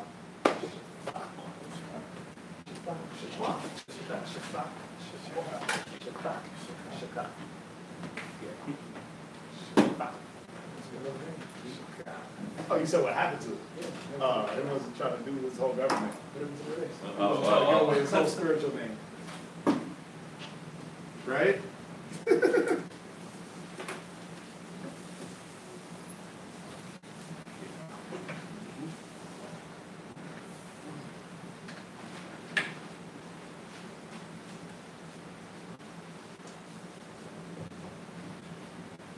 You said what? Oh, yeah. I'm gonna take that. I'm just looking. Yeah. You're gonna start at Numbers chapter 2 and verse 3, down to 31. Numbers chapter 2 and verse 3. And on the east side, towards the rising of the sun, shall they of the standard of the camp of Judah pitch throughout their armies. And Nahshon, the son of Amminadab, shall be captain of the children of Judah. And his hosts, and those that are numbered of them, were 314,000, 314,600. And those that do pitch next unto him shall be of the tribe of Issachar. And Nathanael,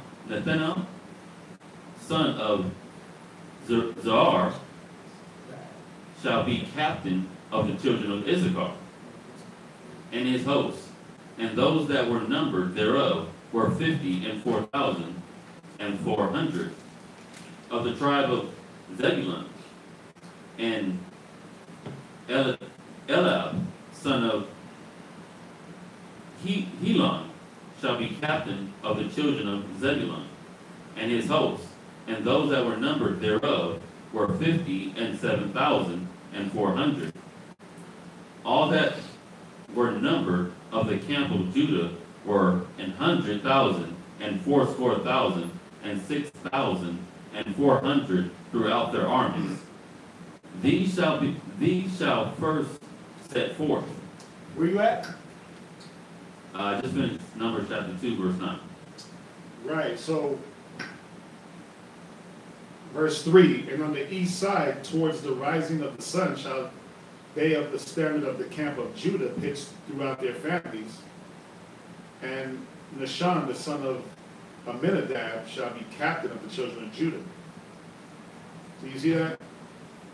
We're setting up the camp. Setting up the tribes in their different locations around the camp. You want to see north, east, southwest. Why? Because it was also to protect from what? Why do you gotta protect? What do you protect a camp from?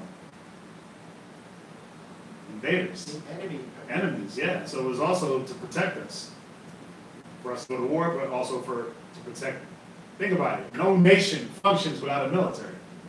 It's just like you come to America. What do they got? What do they got? Border patrol, sea, land, and air patrol. You can't go past their airspace. You can't get into their waters without, because it's all patrol. They patrol around this whole continent. Canada got the whole border patrol. Florida, the waters in Florida are protected. Texas, right? The Gulf. When you get into California, Mexico, that's all border. So it was all set up to border us around too. You see that? Go ahead, and we'll see it as we read on. Numbers chapter 2, verse 10. On the south side shall be the standard of the camp of Reuben, according to their armies. And the captain of the children of Reuben shall be Elzar, the son of Sheir,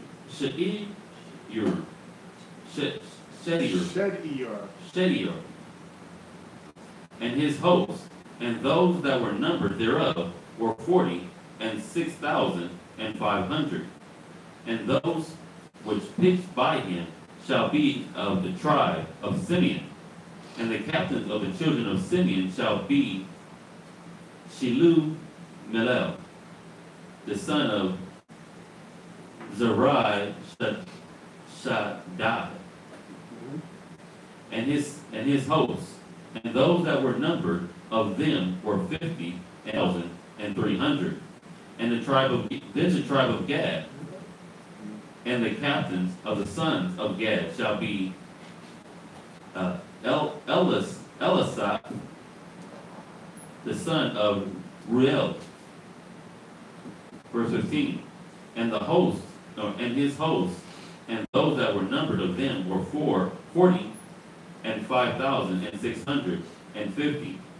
All that were numbered in the camp of Reuben were 100,050, and 1,450 throughout their armies, and they shall set forth in the second rank.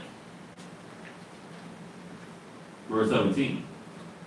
Then the tabernacle of the congregation shall be set forth with the camp of the Levites in the midst of the camp, as they encamped. So shall they set forth every man in his place by their standard. 18. On the west side shall be the standard of the camp of Ephraim, according to their armies. And the captain of the sons of Ephraim shall be Elshama, the son of Emehu. 19. And his hosts, and those that were numbered of them were 40,500. And by him shall be the tribe of Manasseh. So y'all see this, right? Y'all see what's happening where now he's grouping the tribes together, right? So when you read verse 3, on the east side towards the rising of the sun shall they of the standard of the camp of Judah pitch throughout their armies. When you read down, then to verse 7, then the tribe of Zebulun and Eliab, the son of Helon, shall be the captain of the children of Zebulun. And the hosts that were numbered thereof were 57,400. All that were numbered in the camp of Judah were 100,000. So they combined Judah and Zebulun together as one. They're in the east. Judah and Zebulun, 100,000 soldiers. Boom.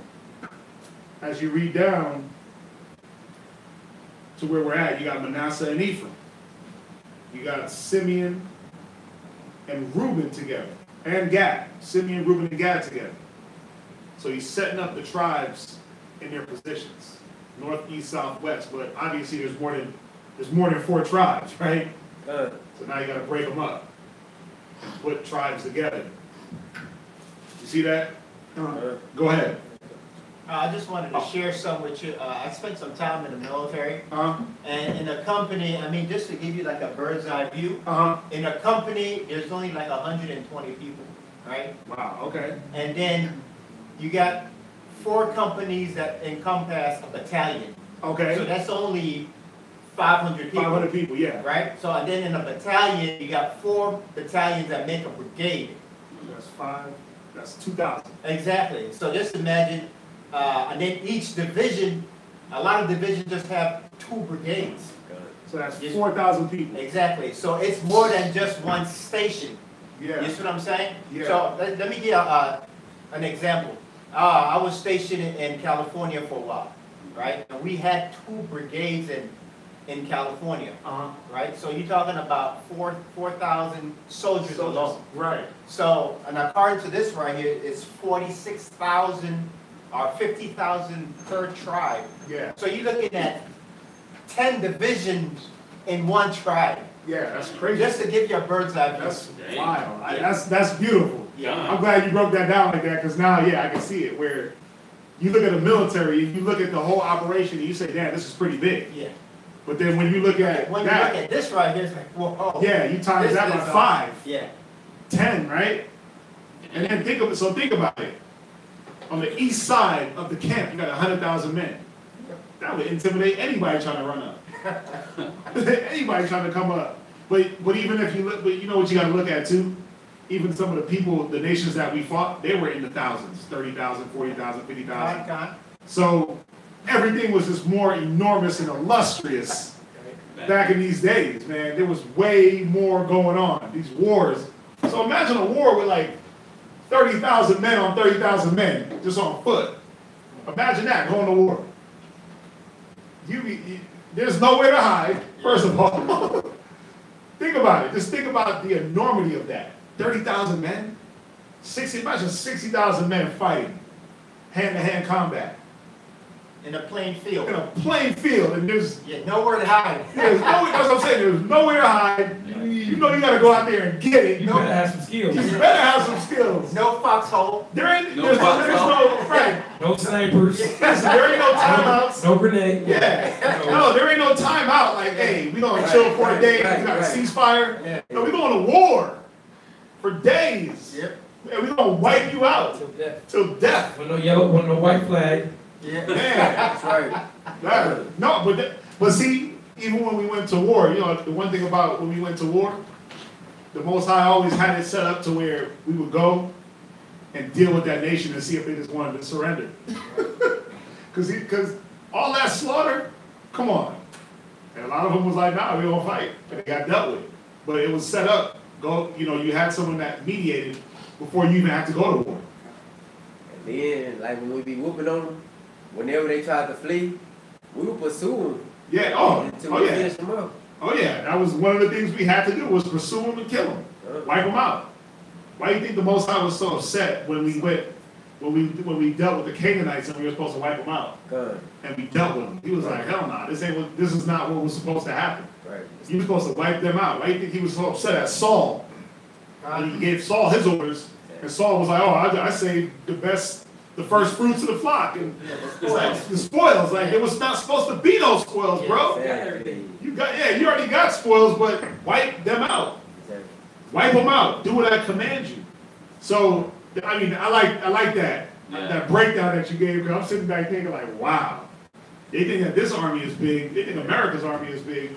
So now, since we know the enormity of this carnal army that the Most High set up back here, when he said he's coming with his hundreds and thousands of angels, come on. You gonna have an angel for every man, woman, and child, right? On the earth. You gonna have a spirit, you gonna have an angel for every man, woman, and child. Yeah, they broke it down. It was like for every inhabited state in the United States was gonna be like over like I don't think it was 2 million, something like that, like 3-4 million chariots in each inhabited city, man. That's wild. Yeah. Think about that. The Most High ain't coming with no Rudy Poo army. He ain't coming with nothing weak, man. He coming with numbers, and the numbers don't even matter, because you're gonna be buckling when you see them angels anyway. Right. But just but think about that. Think about this carnal army of 600,000 men.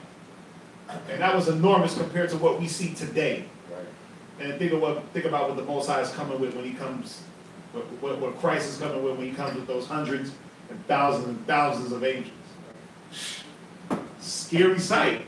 That's why it says the day of the Lord is darkness and not light. They're going to cover that sky. They're going to block that sun out. You're going to be sitting here shrimp. There ain't going to be no way to fake it. It's going to be a legit, what is that? Legit. Yeah. You're going to look up and be like, wow. Oh, that's really You happening. can't hide. You can't hide. And the pee is going to run out your head. Yeah, you're just going Sphincter's gonna to do soil yourself. It's real. Jeremiah, you got your hand up. It just goes to show you the love for the Most High and how He really wanted us to be, because when you see how massive we were, we still didn't fight all our wars. He did. Right, he did. Right. Like we had the people to fight, but He still fought for us.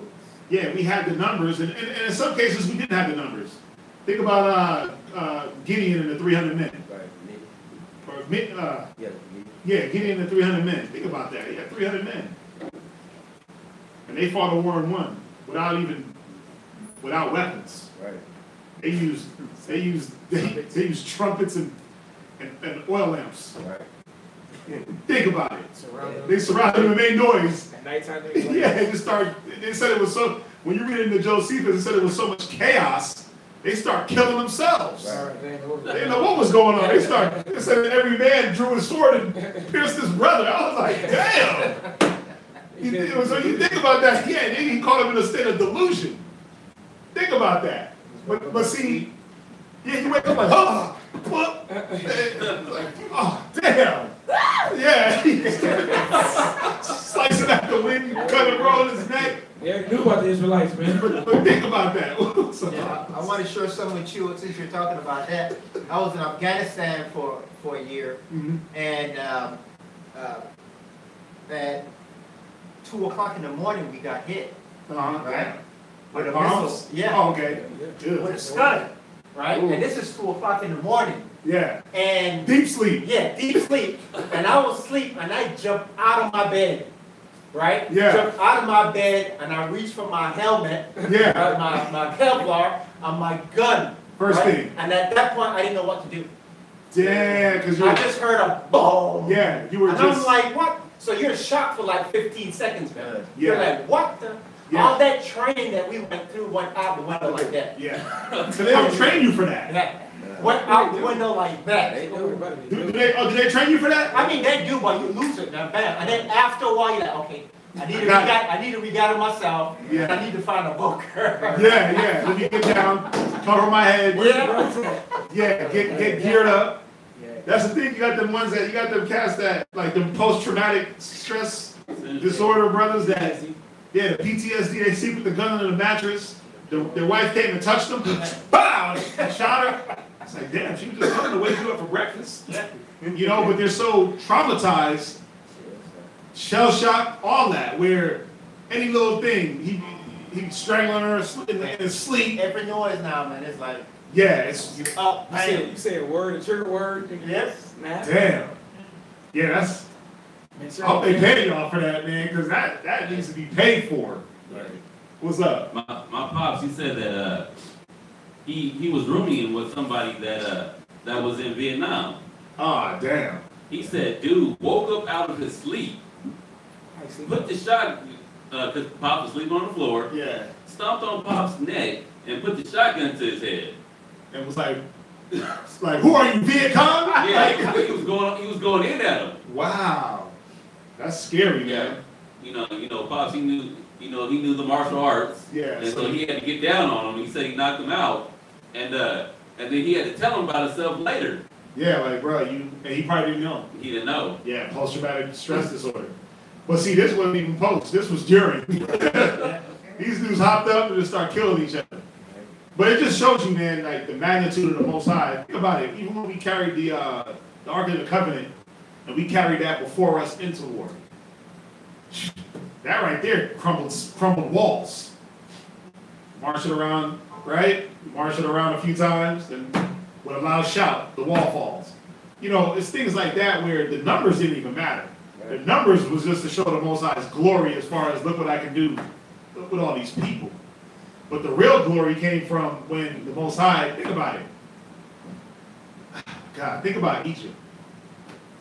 When all the firstborn were took out. Think about that. The Bible says that was one man. Right. Oh, yeah. The scriptures say that the Almighty Word leaped out of heaven and did that. That Christ went through and killed them firstborn. Think about what the power of Christ.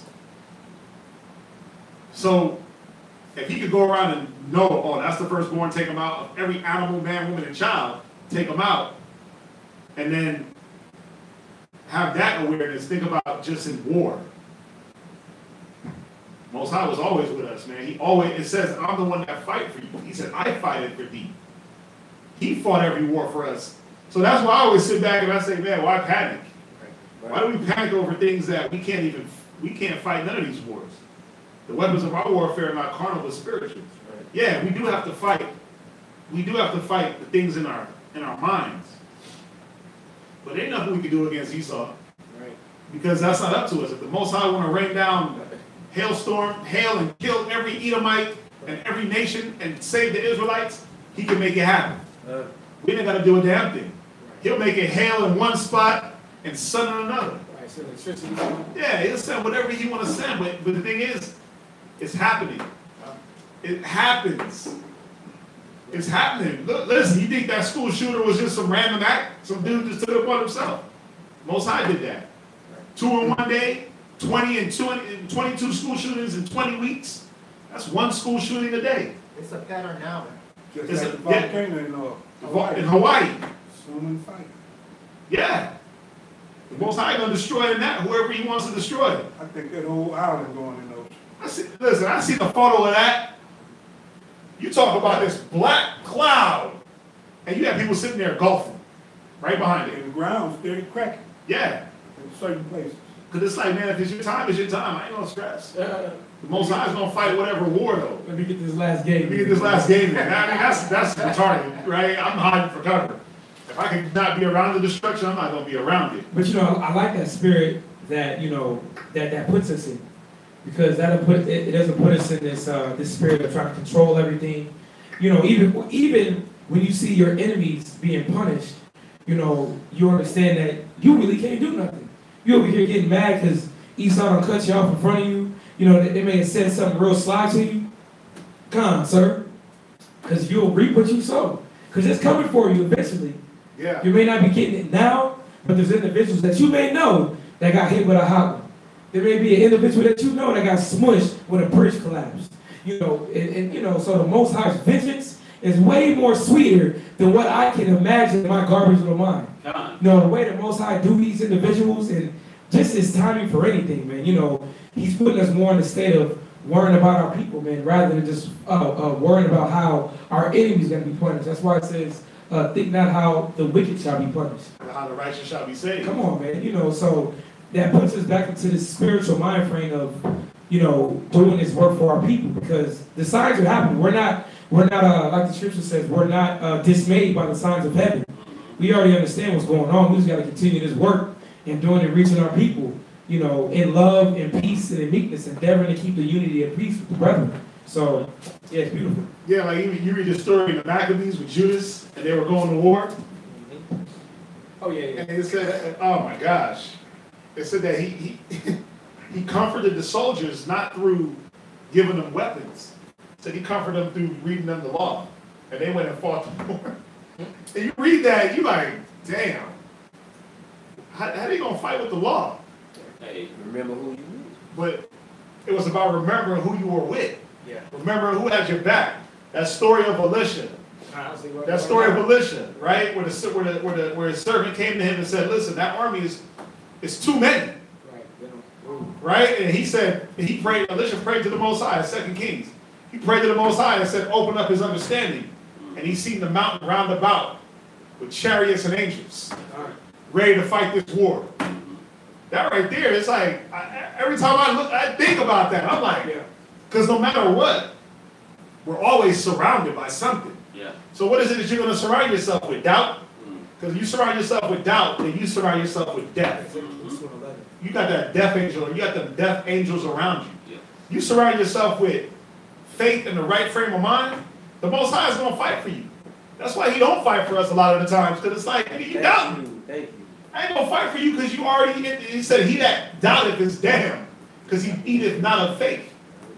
So why should I fight for you if you already believe in your spirit that you ain't gonna win, or that I'm not here? See, I always put myself in a frame of mind that the Most High is here. That there's some angel, 1, 2, 3, maybe all 7, that are around fighting off these spiritual things that I can't see. Fighting these spirits that I'm praying for the Most High to get up off me. There's always a fight. There's always this fight going on. What's up? Allison. I was going to add the story, I think the story of Gideon too. Yeah. Where he was fighting by himself. Yeah. It's all these different instances, man. Oh, when he ripped down the temple, you talking? Yeah. Think about it. First he was nervous, then the Most High was like, nah, listen, man, you got that.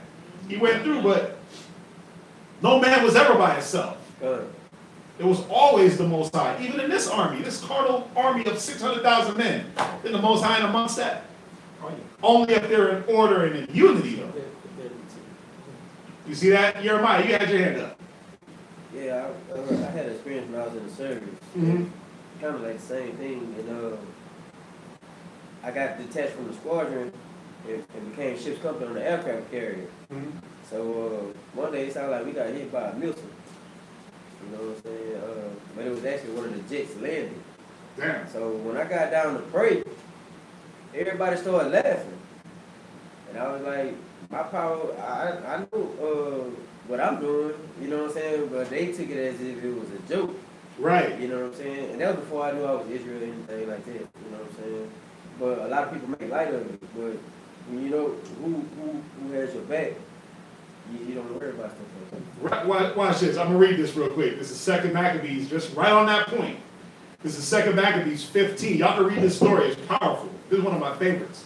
2 Maccabees 15:21. It says, Maccabeus, seeing the coming of the multitude and the diverse preparations of armor and the fierceness of beasts, stretched out his hands towards heaven and called upon the Lord that worketh wonders, knowing that the victory cometh not by arms, but even as it seemed good to him, he giveth it such as those are worthy. Therefore, in his prayer, he said after this manner, O Lord, thou didst send thine angel in the time of Ezekiel, king of Judah, and didst slay in the host of Sennacherib 184,500. Wherefore now also, O Lord of heaven, send a good angel before us for a fear and dread unto them. And through the might of thine arm, let those be stricken with terror that come against thy holy people to blaspheme. And he ended thus. Think about that. He didn't say, well, my sword is big, my shield is shiny, let's go get him. He said he prayed to the Most High for the victory. He prayed to the Most High to send an angel because he knew, no matter how glistening and gleaming and big, if you had damn Excalibur, it didn't matter. The Most High wasn't with it, because there was plenty of times when the Most High said, I'm not with you in war. And we lost. He straight up said it. Go fight, but I ain't with y'all. And we lost. We come back with our tails between our legs. He said, I'm not with y'all, because y'all off. I ain't with y'all. We went, thought we could take the land. Nope. Got sent right back. We said we got refused, right?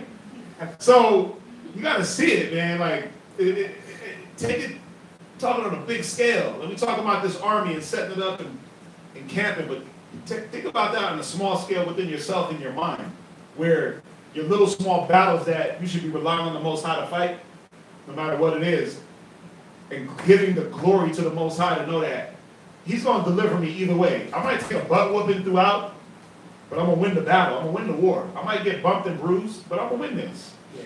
And I like that. I just want to add because, the scriptures say in Matthew 13, it says that, blessed that your eyes see and that your ears hear, because it says that, for verily I say unto you that many prophets. Matthew 13 and 17. Verse 17, so it says, verily I say unto you that many prophets and righteous men have desired to see those things which you see.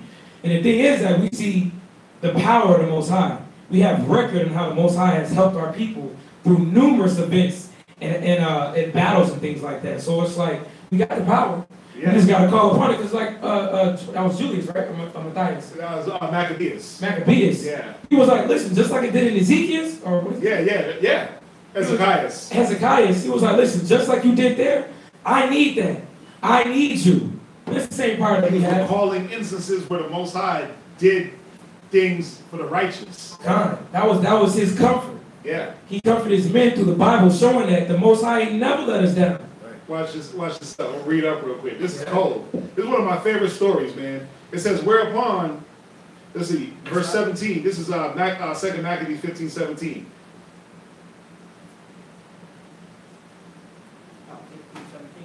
I mean, that's, y'all can read it.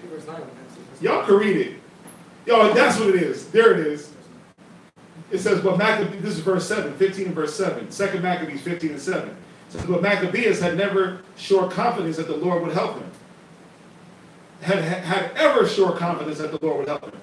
Wherefore he exhorted his people not to fear the coming of the heathen against them, but to remember the help which in former times they had received from heaven. See that? And now to expect the victory and aid which should come unto them from the Almighty. And so comforting them out of the law and the prophets, and withal putting them in the mind of the battles they won afore, he made them more cheerful. And when they had stirred up their minds, he gave them their charge, showing them therewithal the falsehood of the heathen and the breach of oaths. Thus he armed every one of them, not so much with the defense of shields and spears, as with comfortable and good words. And besides that, he told them a dream worthy to be believed, as if it had been so indeed, which did not a little rejoice them. You see that? So he gave them good words, comforted them out the law. That should be that's always got to be the comfort. What does the law say? What did the Most High do? Not what can I do, not how am I going to fight, not because my army is 600,000 deep. Right. You see that? It was always about the Most High fighting for us. But we're still seeing that there had to be this carnal army. There had to be an army to fight. Right. There had to be men, right, to fight. But a lot of the times, man, the Most High stripped down the army. When you read about Gideon, he stripped that army down from like 25,000 to 300 to say, listen, if they go and fight and they win, they're going to say it was them. Right. So I'm going to strip y'all down to 300 weak men with no weapons to show you that it's me. You see that? So we got to remember that, man. I'm actually going to do this. I'm going to do a class on that. I got it already done, but yeah, don't take a coward to war. That's what it's called. Anyway, let's jump back to the reading real quick. Borrow what? Oh, yeah, you get a piece. You know you can. Come on. Where we at? Numbers chapter 2 and verse 20. And by him shall be the tribe of Manasseh, and the captain of the children of Manasseh shall be Gamaliel, the son of Pedazur. 21. And the host, and his hosts, and those that were numbered of them were 32,200. And the tribe of Benjamin, and the captain of the son of Benjamin shall be Abidad, the son of Gideon, and his hosts, and those that were numbered of them were 35,400. And all that were numbered of the camp of Ephraim were 100,000, and 800,000, and 100 throughout their armies. And they shall go forth in the third rank. Yeah, so there's second ranks. You got the first rank, second rank, third rank. These guys were stats. Read. Verse 25. The standard of the camp of Dan shall be on the north side of their armies, and the captain of the children of Dan shall be Ahither, Ezer, the son of Ammishaddai, Ammishaddai. 26. and his host. And those that were numbered of them were 62,700. And those that encamped by him shall be the tribe of Asher, and the captain of the children of Israel, and the captain of the children of Asher shall be Peleg, the son of Akron. 28. And his host, and those that were numbered of them were 41,500. And of the tribe of Naphtali, and the captain of the children of Naphtali shall be Ahara, the son of Enan. Where you at? Verse 30. And his host, and those that were numbered with them were 53,400. All they that were numbered in the camp of Dan were 100,050 and 7,600. They shall go hindmost with their standards. That's it, right? You're going to 31? 31? Oh, 32? They said 31. 31.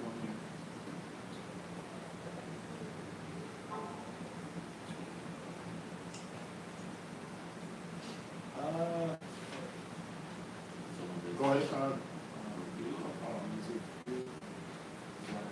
Yeah, go ahead and take one more. Verse 32. All those which were numbered of the children of Israel by the house of their fathers, all those that were numbered of the camps throughout their hosts, were 600,000, 300,000, and 550. 33. But the Levites were not numbered among the children of Israel, as the Lord had commanded Moses. And the children of Israel did according to all that the Lord commanded Moses. So they pitched by their standard, and so they set forth, every one after their families, according to the house of their fathers. Numbers chapter 3, verse 1. Any questions on that? Nah. I mean, pretty straightforward, right? Pretty straightforward reading. Go ahead. Numbers chapter 3, verse 1. These also are the generations of Aaron and Moses in the day that the Lord spake with Moses in Mount Sinai. These are the names of the sons of Aaron: Nadab, the firstborn, Abihu, Eleazar, and Ithamar. These are the names of the sons of Aaron, the priests, which were anointed, whom he consecrated to minister in the priest's office. And Nadab and Abihu died before the Lord, when they offered strange fire before the Lord. Yeah, so all you people talking about they burned strange incense they was burning this and burning that, they died. Anything that was burned that was strange, all you talking about they was hitting the cannabis in there and all that. Right. Nah, Moses spoke to the burning bush. yeah, they died. You heard that Tells one. you straight up. And these men were consecrated to the priesthood. But see, they went and burned strange incense. They were set up to be priests. Aaron set them up and consecrated them. He set them apart. But they did something off. So they died. It tells you straight up. And Nadab and Abihu died before the Lord when they offered strange fire before the Lord. Verse 4. Go ahead. In the wilderness of Sinai. And they had no children. And Eleazar and Ithamar ministered in the priest's office in the sight of Aaron, their father. And the Lord spake unto Moses, saying, Bring the tribe of Levi near, and present them before Aaron the priest, that they may minister unto him. And they shall keep his charge, and the charge of the whole congregation before the tabernacle of the congregation, to do the service of the tabernacle. And they shall keep all the instruments of the tabernacle of the congregation, and charge the children of Israel to do the service of the tabernacle. And thou shalt give the Levites unto Aaron, and to his sons. They are wholly given unto him out of the children of Israel. 10. And thou shalt appoint Aaron and his sons, and they shall wait on their priest's office, and the stranger that cometh nigh shall be put to death. 11. And the Lord spake unto Moses, saying, That goes right back with what we read earlier, right? In Numbers 1 and 52. Go ahead. Verse 12. And I, behold, I have taken the Levites from among the children of Israel, of all the firstborn that openeth the matrix among the children of Israel. Read it one more time. Did I miss something? Yeah. Read it from the top. And I, behold, I have taken the Levites from among the children of Israel, instead of the firstborn of all that openeth the matrix. Right, so he's saying, I took all the Levites. Instead of taking all the firstborn and using them, I took the Levites. Go ahead. Among the children of Israel. It's talking about opening the matrix, is opening, the males that come from the womb. Man or beast belong to the Most High. Right. But specifically, I know people wonder, like, the Matrix, the movie? No, the Matrix is talking about a woman's womb. And even that parts the Matrix, parts that womb. Go ahead. Therefore the Levites shall be mine, because all the firstborn are mine. For on the day that I smote all the firstborn in the land of Egypt, I hallowed unto me all the firstborn in Israel, both man and beast. Mine shall they be, I am the Lord.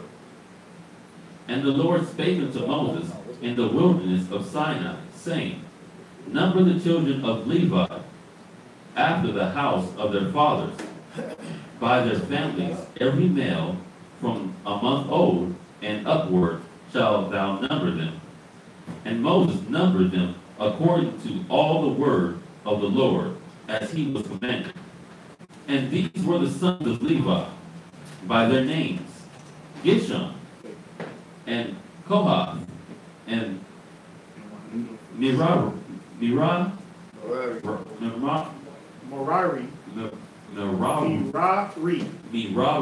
You see how your Bible? Does it put it together? Yeah, it's phonetic. Where you at? What verse we at? 17? I just want to see how it looks. Merari. Okay, yeah. Go ahead.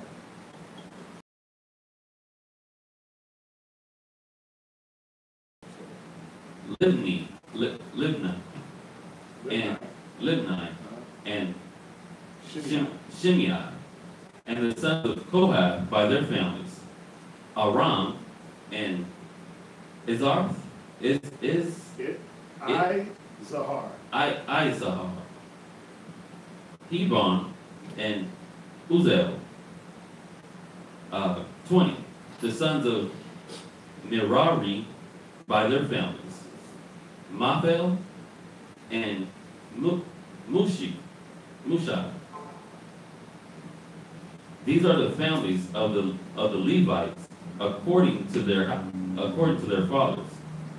Of Geshon was the family of the Libanites, and the families of the Shemites. These are the families of Gershonites. Those that were numbered of them, according to the number of all the males, from a month old and upward, even those that were numbered of them were 7,500. Go up to verse 25.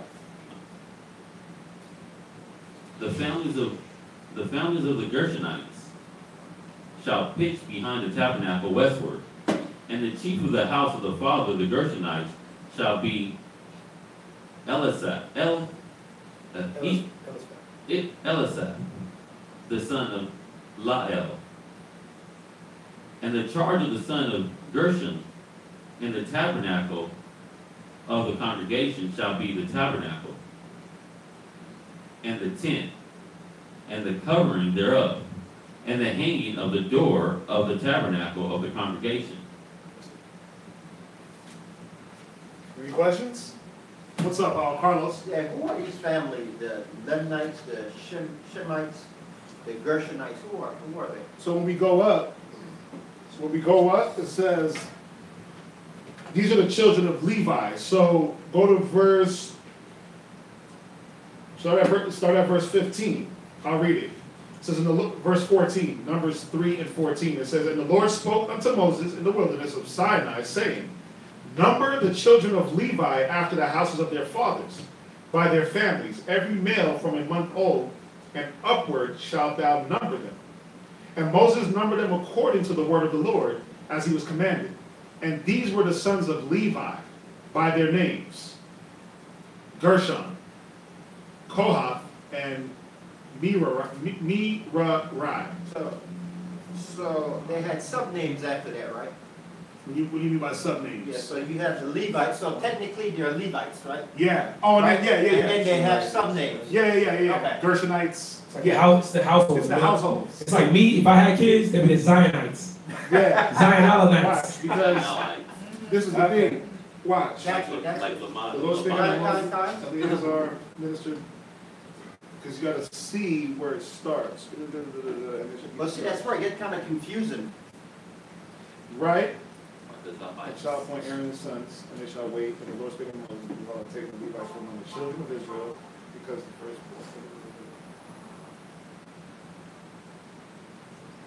Because think about it. How many Levites were there? Thousands. Well, it don't. Well, based on how many kids he had, Well, check it out. Who were the Levites at the time? Aaron's kids, right? Yeah, right. The priests, right? It was Aaron and his kids. Okay. Moses, right? So watch this. These are the generations of Aaron and Moses in the day the Lord spake with Moses in Sinai. This is Numbers 3 and 1. These are the names of the sons of Aaron: Nadab, Abihu, Eleazar, and Ithamar. So he had 1, 2, 3, 4 sons. But 2 of them died, right? 2 of them died, right? So you still had Eleazar and Ithamar. They ministered in the priest's office in the sight of Aaron, their father. So you still had those 3 plus Aaron. The Lord spake unto Moses, bring the tribe of Levi near and present them before Aaron the priest, that they might minister unto him, and they shall keep his charge. So it never numbers the tribe of Levi up until this point. Now watch. The number of the children of Levi after their house of their fathers by their families, every male from the month old. Moses numbered them according to the word of the Lord. These were the sons of Levi: Gershon, Kohath, Merari. So it goes down and names them, right? And it gives so Gershon by their families, Libni and Shemai, and the sons of Kohath by their families, Amram, Izahar, and Hebron, and Uziel, and the sons of Merari by their families, Mali, Mushai. These are the family of the Levites according to their houses of their fathers. So when you look at it, there wasn't that many Levites. Yeah, too. But then it said 7,000, right? Hold on. Oh, go ahead. Yeah. That's why he was making that separation too. So he was just using the Levites versus all the firstborn, because the firstborn of every tribe, once we get to the age of 20 and up, all of us firstborn, we were supposed to go to the house of the Most High to assist them in the priesthood, right? You could present your son. You can set him up to be part of the priesthood at a time. So we had to. Yeah. But you said something about 7,000. Yeah, it says, where's that? a total, even those that were numbered of them were 7,500. Well, when I say there wasn't a lot, not compared to not compared to Judah and, you see what I'm saying? There wasn't a lot like that. Yeah, no. Yeah, it wasn't a lot. Yeah, it was 7,000 Levites. Total, that's including their wives, right? No, because they only numbered them according to the males. Oh, okay. The number of the children of Levi after the house of their fathers, by their families, every male from a month old and upward shalt thou number them. So the males were numbered because the males were going to be the ones used for the priesthood. You see that? So there was 7,000 Levites, and they broke them down into these different families. Because you had Aaron and his sons. You had Aaron and his family. He was one. Aaron and his 4 sons, 2 wiped out. So you had 2. That make more sense? Okay. Where are we at? Verse 25. So we're at Numbers chapter 3 and verse 26. Zion will read from here. Numbers chapter 3 and verse 26. And the hanging of the court and the curtain for the door of the court, which is by the tabernacle and by the altar round about, and the cords of it for all the service thereof. And of Kohath was the family of the Amorites, and the family of the Hezerites, and the family of the Hebronites, and the family of the Uzzielites. These are the families of the Kohathites, and the number of all the males from a month old and upward were 8,600, keeping the charge of the sanctuary. The families of the sons of Kohath shall pitch on the side of the tabernacle southward, and the chief of the house, and the chief. Well, check this out. See, it was more than 7,000 Levites. It was more than 7,000 because you can't say there was 7,000 and come back and say there was 8,000. See, the 7,000 was a breakdown of a certain family. Now, this 8,000 is another breakdown of the other family of Levites. It's Kohath. Right. So, watch. It says, verse 21, of Gershon was the family of the Libnites, the family of the Shimtites.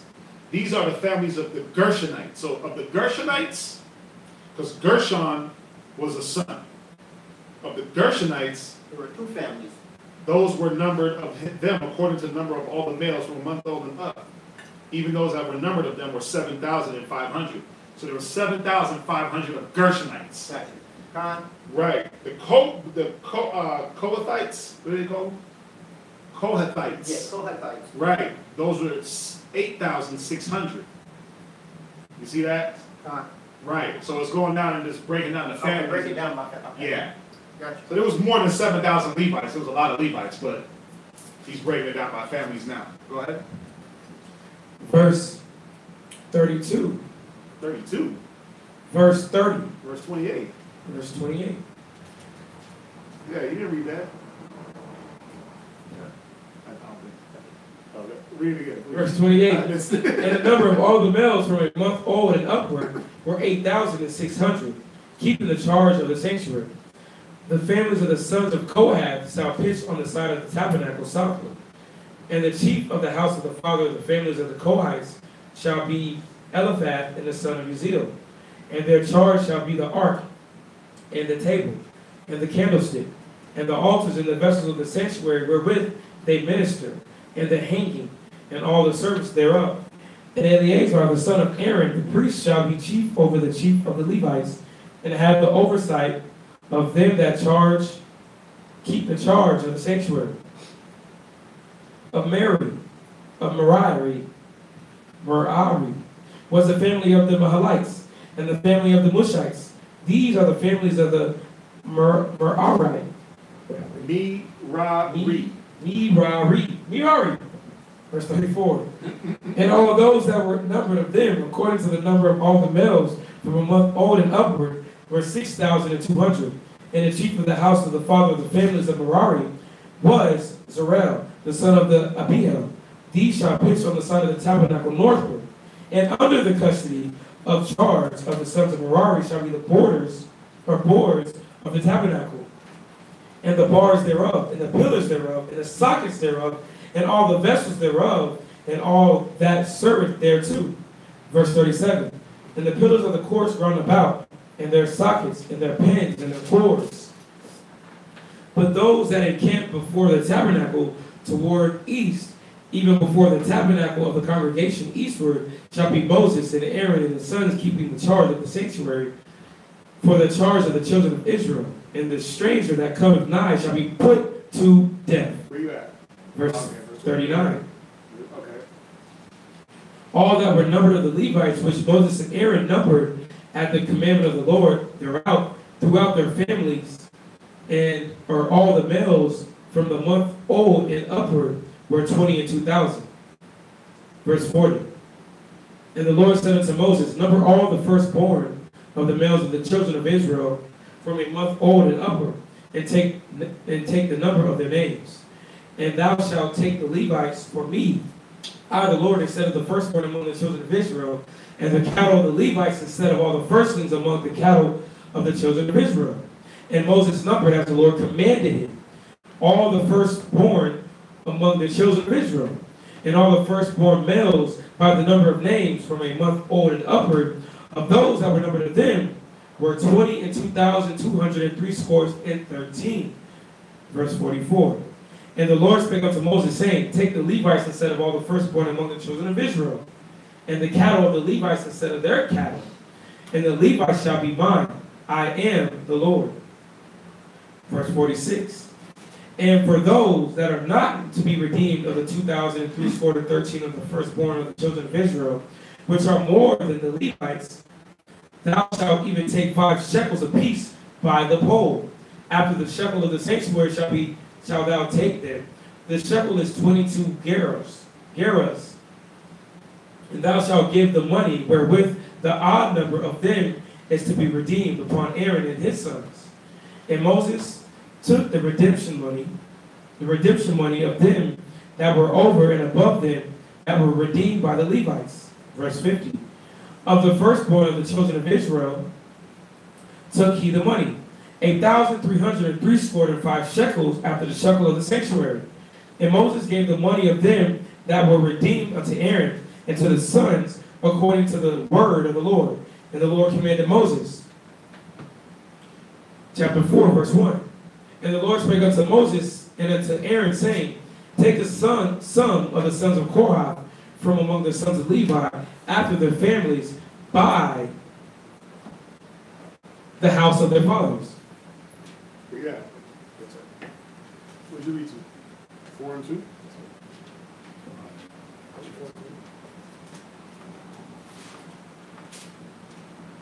Yeah, read that. Numbers chapter 4, verse 3. For 30 years old,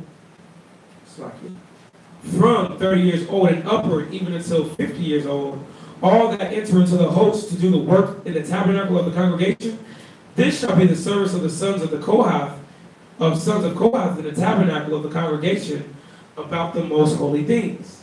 And when the camp setteth forward, Aaron shall come and his sons, and they shall take down the covering veil and the cover of the ark of testimony with them, and shall put thereon the covering of badger skins, and shall spread over in a cloth wholly of blue, and shall put in the staves thereof. Verse 7. And upon the table of shewbread they shall spread a cloth of blue, and put thereon the dishes and spoons of the bowls and covers to cover withal. And the continual bread shall be thereon. And they shall spread upon them a cloth of scarlet, and cover the shame with the covering of the badger skin, and shall put in the staves thereof.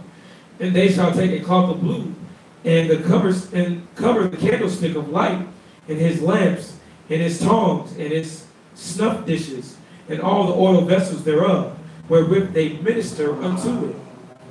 So let's jump back real quick. Just so we get clear what Numbers.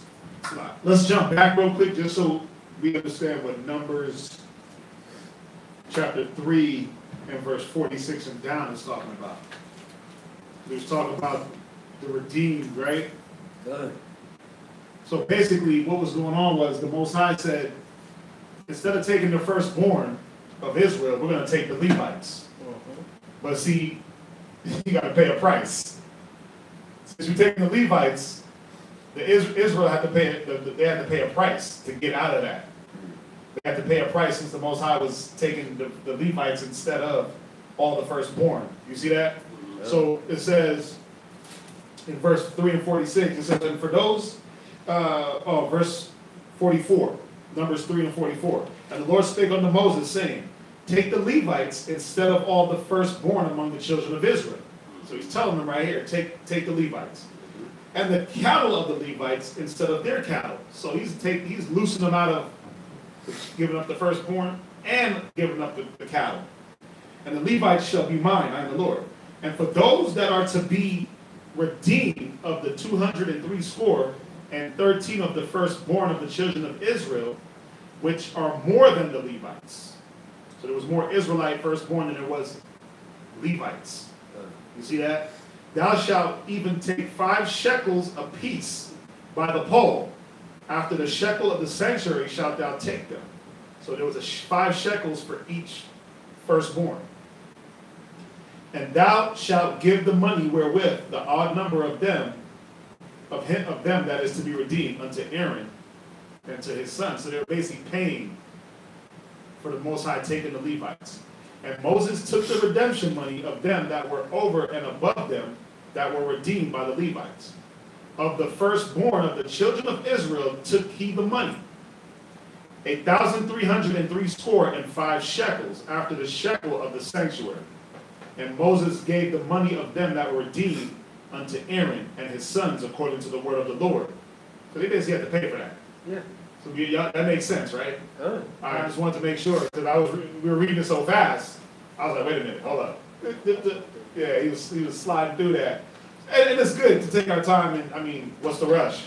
We got to make sure that if we're going through the law and we're trying to figure out and understand how things happen, the Most High is not unjust. He's not unfair. If he takes from you here, he's going to make sure it gets replaced there. He doesn't believe in that false balance. So we always got to see that way, the way that the Most High works out in balance. We want to balance out our life the same way. So just wanted to go through that a little bit. But some of the sons. Okay, so we're at Numbers chapter 4 and verse 10. Oh, you're still reading, right? Yeah, go ahead. Verse 10. And they shall put it and all the vessels thereof within a covering of badger skin, and shall put it upon a bar. And upon the golden altar they shall spread a cloth of blue, and covering it with a covering of badger skins, and shall put the staves thereon.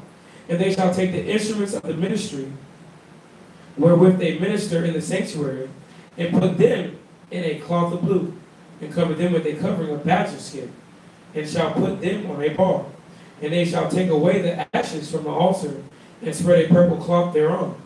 And they shall put upon it all the vessels thereon wherewith they minister about it, even the censers, the flesh hooks, the shovels, and the basins, and the vessels of the altar. And they shall spread upon it a covering of badger skin, and put it to the staves of it. Verse 15. And when Aaron and his sons have made an end of covering the sanctuary and all the vessels of the sanctuary, as the camp is to set forward, after that the sons of Kohath shall come to bear it. But they shall not touch any holy thing, lest they die.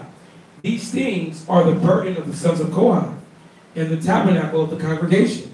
So you see how the Most High will set things up where only an elect few can deal with it. Only an elect few of the Levites. This sect or family of the Levites, he called them the Kohathites. They were the ones that were supposed to deal with the things of the shovels, the flesh hooks, all the basins, all the vessels that were in the sanctuary. They dealt with that. Y'all see that? What's that? I have one question. It's kind of off subject, but when I'm reading it and you're showing, I always talk about usually like badger skins and things of that nature, right? And then in this instance, we use it for the most holy of things. Right. I remember I asked a question before about us wearing like pig skins. Yeah, con. Right. Like shoes like that, like made out of alligator or something like that. So after us reading this in this instance, would that be considered a sin or something like that? Well, think about it.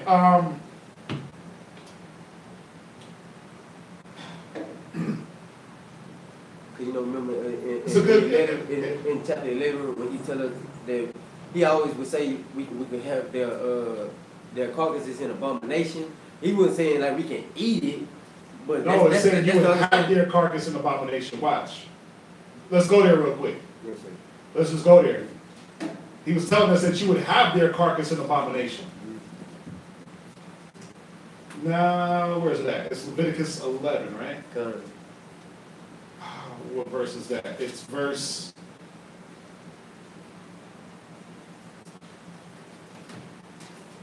Verse 8.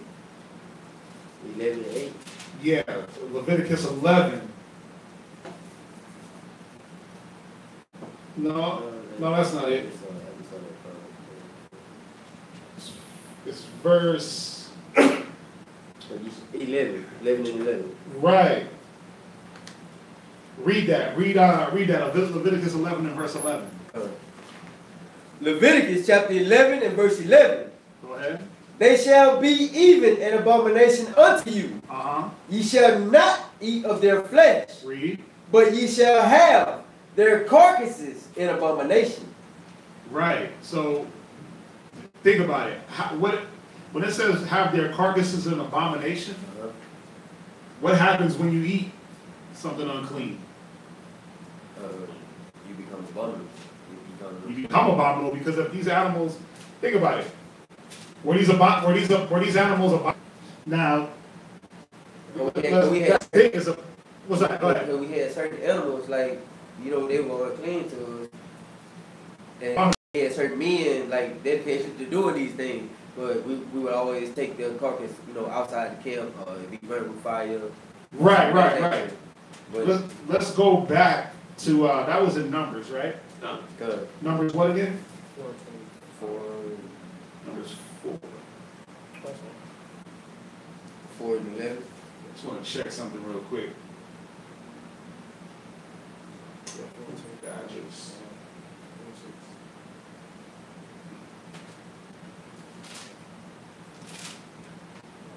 See, check this out. When you look up that word badger,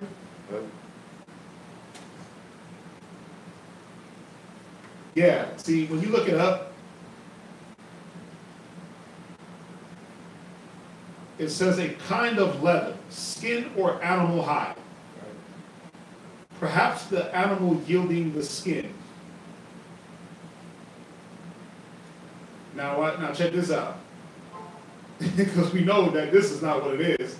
It says perhaps the badger or dugong or dolphin or a sheep. Probably foreign, and I'm going into the Strong's definition. That was I'm going into the Strong's definition. Watch this. It says a clean animal with fur. Probably a species of antelope. So, I mean, the Strong's is saying that it's probably a clean animal. Badgers. So,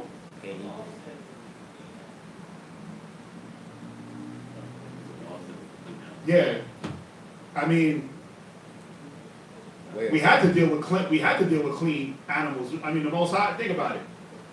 Even if you go back to the time of Noah, where he said, take take unclean and clean animals, right? So even 7 clean, 2 unclean. So even Noah knew, okay, we got clean and unclean. The law was set forth, so why would the Most High come back and say, well, use unclean animals to cover up the holy instruments? I mean, what you saying it like that? I mean, I would say clean for that sake. But when you go through and because the animals, when you name it, because even a rabbit, a hare, right? It was considered unclean. Right. You know what I'm saying? So, and a badger, they pretty much kind of like the same because they're not cloven-footed. They don't divide the hooves. Right. But this is the thing. Yeah. See, it says, and this is just the definition. It says an animal with fur, probably a species of antelope. So. Right, so it might not be talking about the same kind of badger. It might not be talking about the same type of badger. Like the rodent type badger. It might not be talking about the rodent. I know. Right, that's the only badger that. But this is the thing. Think about it. when it goes through all, watch this. Let's go back to Leviticus real quick. I'm gonna show you something. Because a lot of these animals that we read about in Leviticus 11, don't we gotta look them up to see what they were? Because a lot of them we were like, well, what the hell is that? What is it? What is this? Like a roebuck, stuff like right? that, but it was a form of a deer. It was a form of a deer. We're like, wait, what, roebuck? You know, a lot of people don't even know that a pig is considered a swine. They don't know it by that name. Right. So when you look it up, you're like, oh, it's a pig, a hog. You see, like a coney. I didn't know what a coney was until I actually had to go up in there and, oh, what is the coney? Well, it derives from this family of this type of animal. Or a hare. I didn't know what a hare Or was. a hare. I knew what a hare was because the tortoise and the hare. Remember, that's like a famous like American kids story. I grew up in Panama. Right. So it's different, but Yeah. most people in America are like, oh, the tortoise and the hare. It's a bunny. Yeah. Right? So you equate it that way, but a lot of these animals, when you look it up and you look and you're like, oh, that's part of this family of animals. So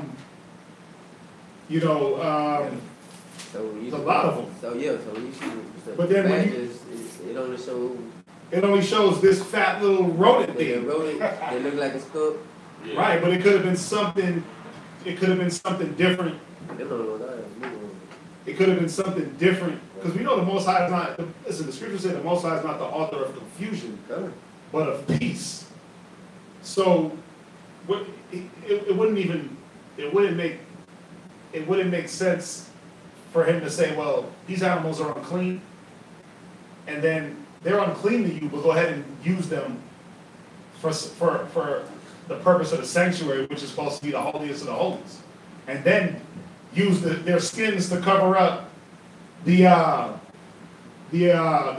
holy instruments, because that's what it was doing. What's up? What you got? You found something?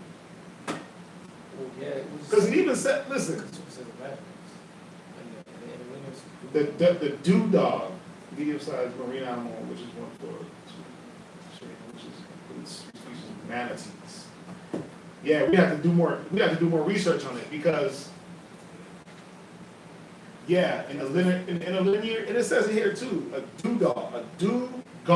dugong, right? That's why it says over here dolphin or sheep. So now we got to figure out and go more research and to say, well, okay, the Most High is not going to let us use any unclean animal. They're naming 1, 2, 3, 4 different animals that this definition falls under. We know we would use the law. But we know we wouldn't use. We know we would use the lawful animal. Yeah, we would use the law. Yeah. But that's why I said for that sake, you know what I'm saying, that we was reading it, of course. That's why I said I wasn't even try to argue with them. Right. Well, you say for that sake. That's in the holiest of the places with the things in the sanctuary. Right.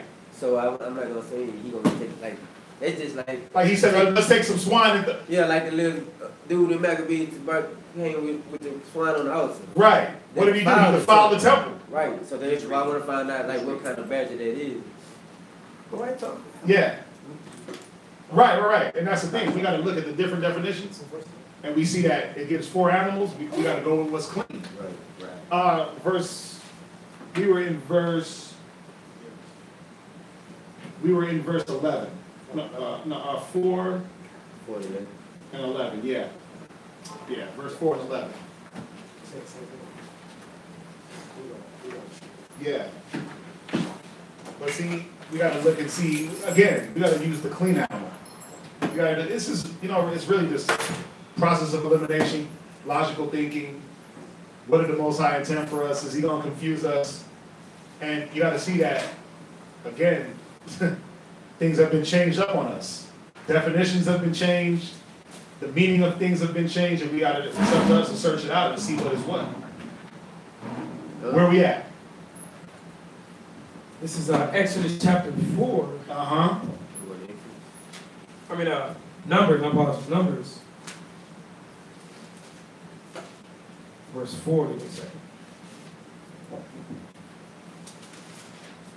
15. Numbers chapter 4 in verse, start at 15. Verse 15. And when Aaron and his sons had made an end of covering the sanctuary, and all the vessels of the sanctuary, as the camp is to set forward. After that, the sons of Kohath shall come to bury, but they shall not touch any holy thing, lest they die. These things are the burden of the sons of Kohath and the tabernacle of the congregation. Verse 16.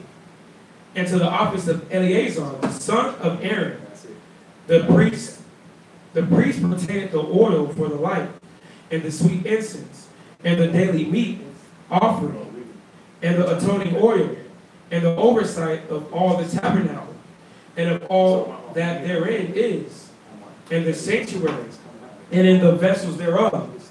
And the Lord spake unto Moses and unto Aaron, saying, Cut ye not off the tribe of the families of the Kohathites from among the Levites. Verse 19. But thus do unto them that they may live, and not die. When they approach unto the most holy things, Aaron and his son shall go in, and appoint them every one of his service and to his burden. But they shall not go in to see when the holy things are covered, lest they die. That's it? So, any other questions on that? Nah. We're going to jump over to Romans 9 and verse 22. Romans 9 and verse 22. Yeah, we'll handle any questions after the reading. Did it click off? The jump switch? Oh. Yeah. So you had that on. Hold on. Oh. Yeah. The reason why I didn't use it, charger for it. Oh, yeah. I was looking at it. So yeah, Romans, where we at? Romans 9 and 22. Let's jump over. Excuse me. Yes, sir. On the reading, it says Hosea 2, 1 through 23.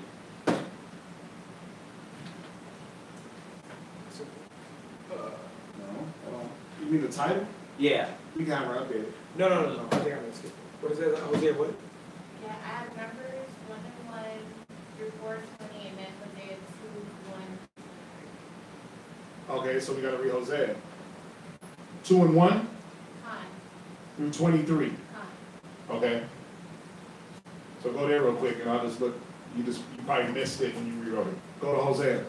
I'll go here real quick. Go to the. Pull it up.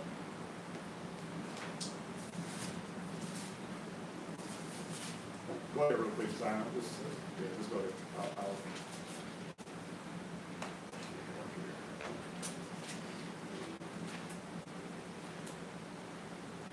You got it?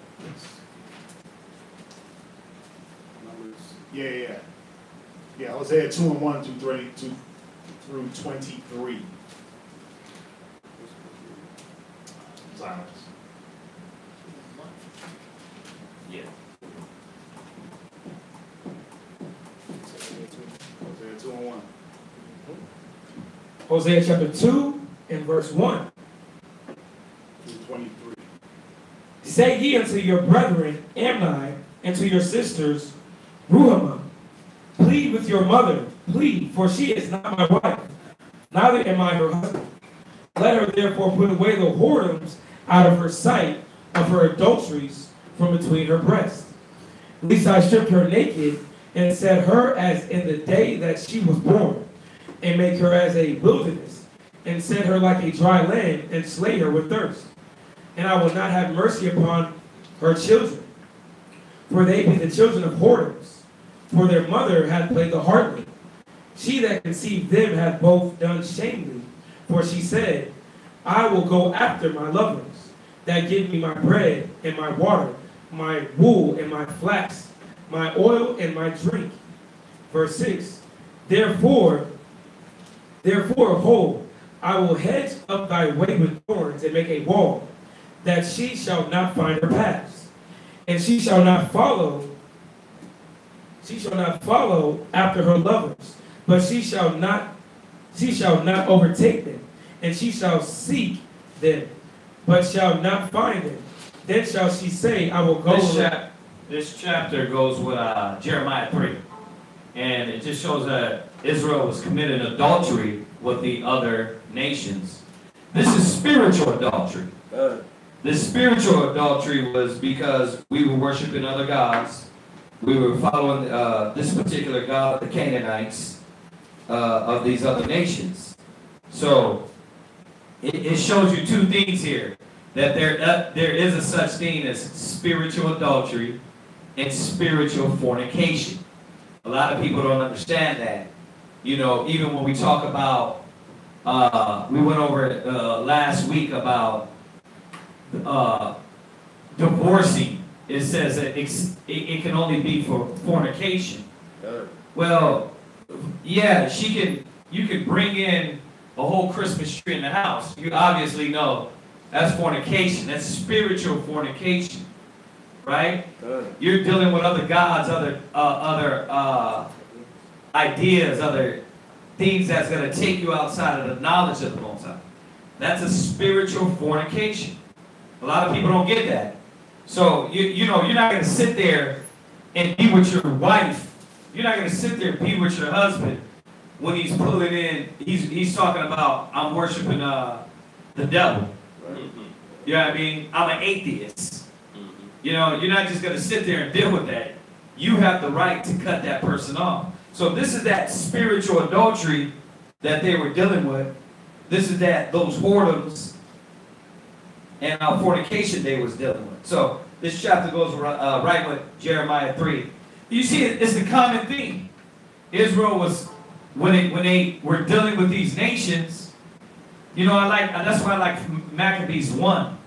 Because in Maccabees 1, it tells you that there was many there was some of the Israelites that consented unto his religion.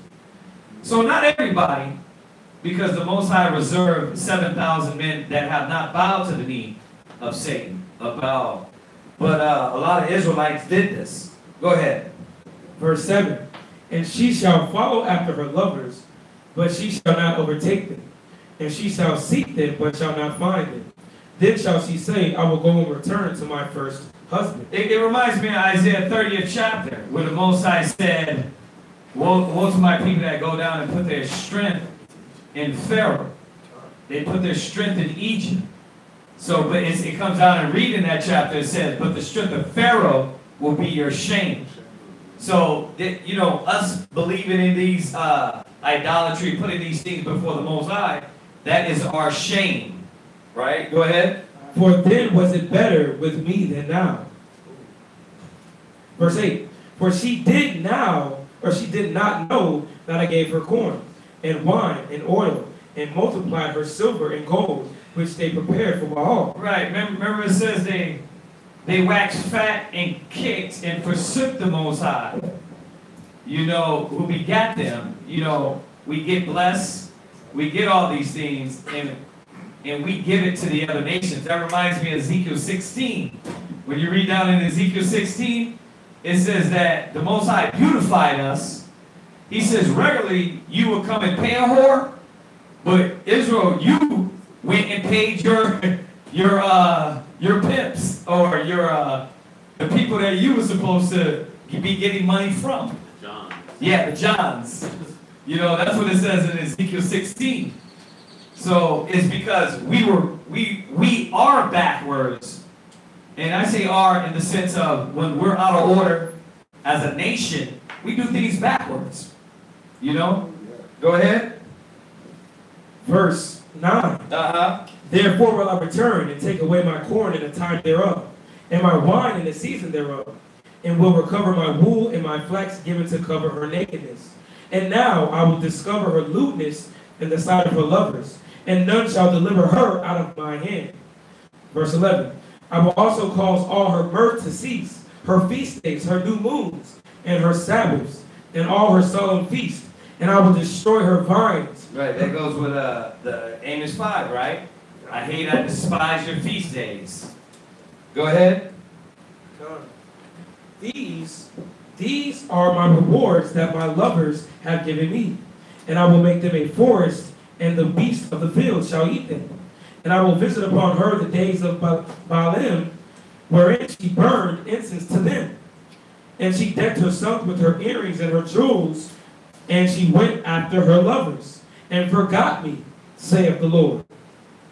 Therefore, behold, I will allure her and bring her into the wilderness, and speak comfortably unto her, and I will give her her vineyards from thence, and the valley of Achor, for a door of hope, and she shall sing there as the days of her youth, and in the day when she came up out of the land of Egypt.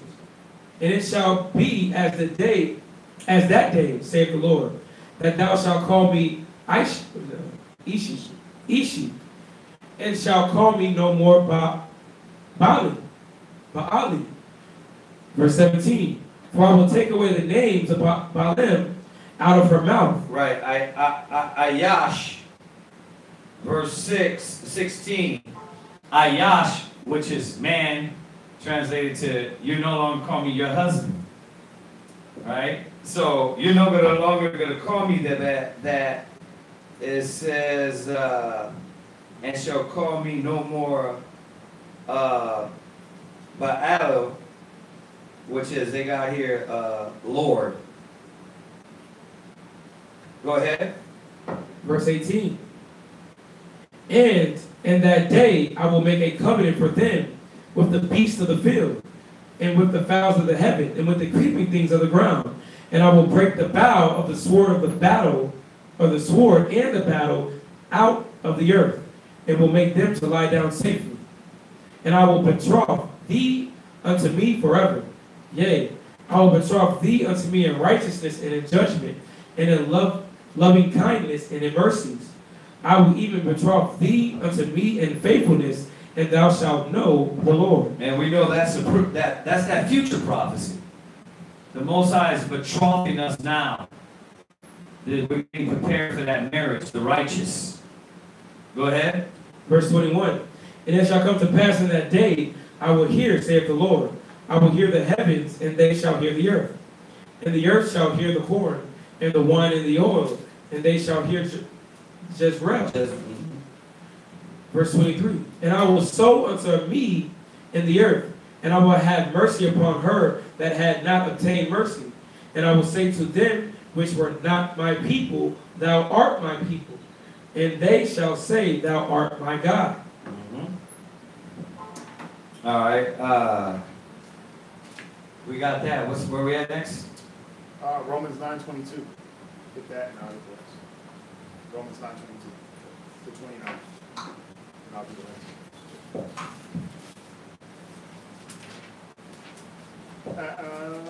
I'll do Romans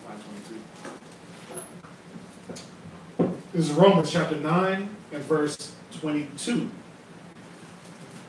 What if Yahweh, willing to show his wrath and to make his power known, endured with much long suffering the vessels of wrath fitted to destruction, and that he might make known the riches of his glory on the vessels of mercy, which he had afore prepared unto glory, even us, whom he hath called, not of the Jews only, but also of the Gentiles.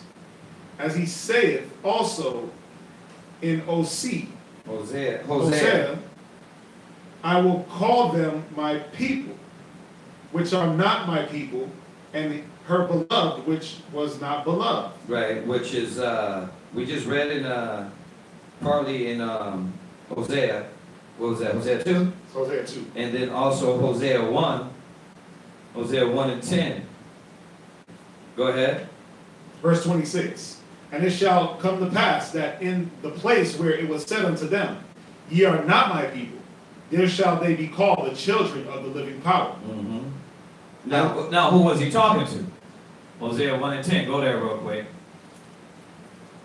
Hosea 1 and 10. And we just read it in Hosea 2:23. Hosea chapter 1 and verse 10. Let the number of the children of Israel shall be as the sand of the sea, which cannot be measured nor numbered. Right. And it shall come to pass that in that place where it was said unto them, ye are not my people, right, there it shall be said unto them, ye are the sons of the living power. Right. So it's showing you here what it even meant by even us, whom he hath called, not the Jews only, but also of the Gentiles. Why? Because Israel is scattered through the four corners of the earth, right, as the sand of the sea. Yeah. When they say not of the Jews only, wouldn't that be synonymous for speaking like about the Jews in their entirety, like all the tribes of Israel, and then we were talking about the Gentiles, like some of them are called too? Is that what they're saying? You mean the actual Gentiles, the nations?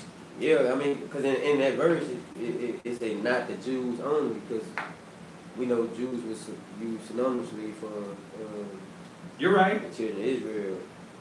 So would that be like one like Cornelius and certain ones like we seen through scripture, Ethiopian eunuch, people like that the Most High called to you know what I'm saying, put Israel in certain places at certain time? Well, no, we would have to actually go back over all the scriptures showing that who these Gentiles were.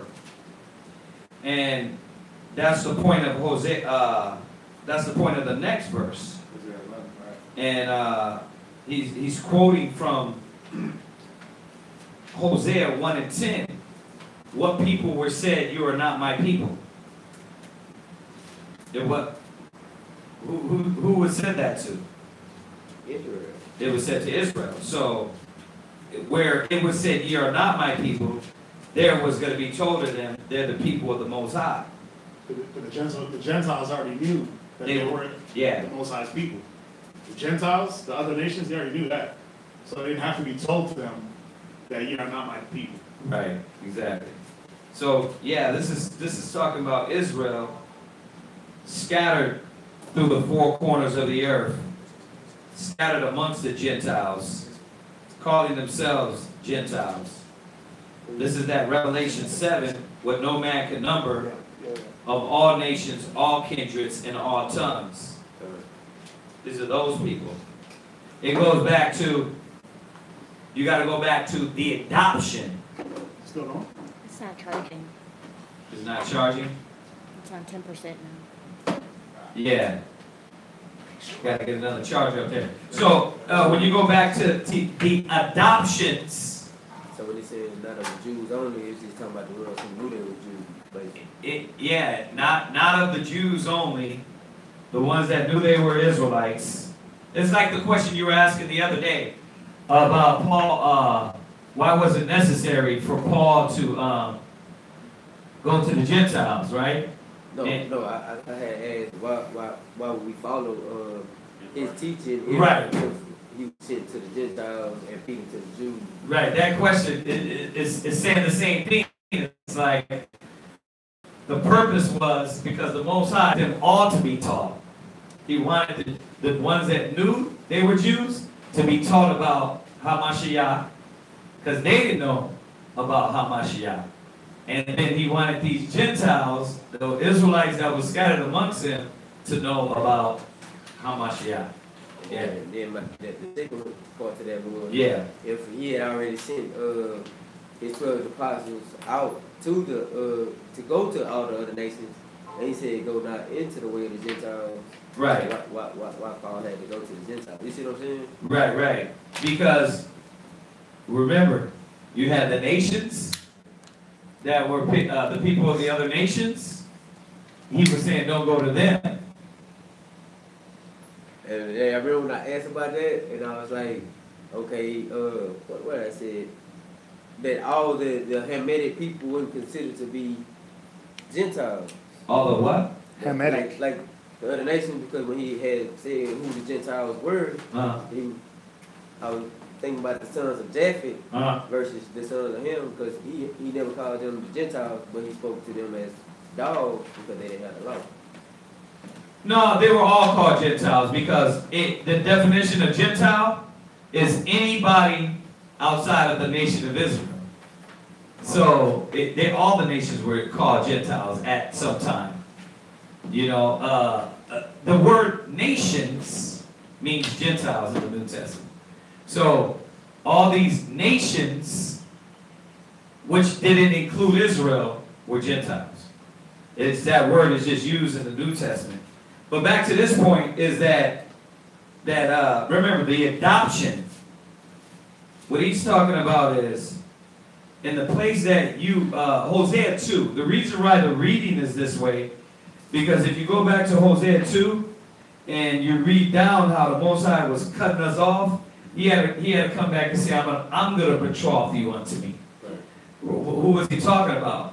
When you go back to Isaiah 53, he said, Israel, I think it's 53. He said, I am married unto you.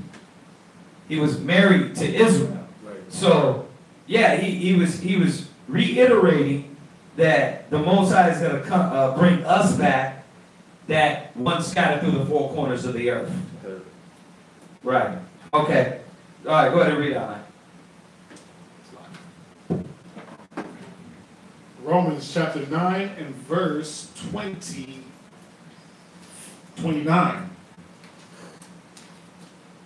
Oh, sloppy. 9 and verse 27. Isaiah also cried concerning Israel, though the number of the children of Israel be as the sand of the sea, a remnant shall be saved. For he will finish the work and cut it short in righteousness. Because a short work will the Lord make upon the earth.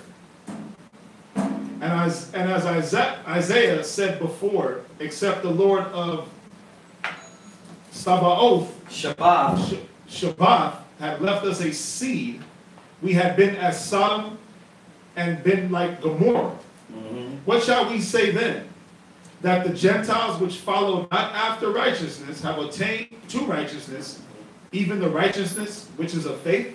Mm-hmm. But Israel, which followed after the law of righteousness, had not attained to the law of righteousness. Wherefore, because they sought it not by faith, mm-hmm. but as it were by the works of the law, for they stumbled at that stumbling stone. As it is written, behold, I lay in Sidon a stumbling stone and a rock of offense, and whosoever believeth on him shall not be ashamed. Right. Talking about yahawashi, Hamashiach. All right. Anybody had any questions on that? You said that one. No, I am. I'm just saying. Anybody had any questions on that? No. Okay, go ahead. No, Luke chapter 24 and verse 50. Luke 24 and verse 50, and Acts 1 and 9. So Luke 24 and 50 to verse 51.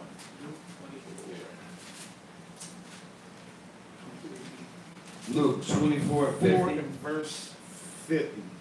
Okay. To verse 51, yeah. Luke 24 and 50. To 51? God. That's what it says, yeah. And he led them out as far as to Bethany, and he lifted up his hands and blessed them. And it came to pass, while he blessed them, he was parted from them and carried up into heaven. God. Acts chapter 1, verse 9. That was it? That was it. Maybe Acts chapter 1, verse 9 will edify. Yeah, Luke 24 and 50 through 51. Okay. Acts chapter 1 and verse 9 through 11.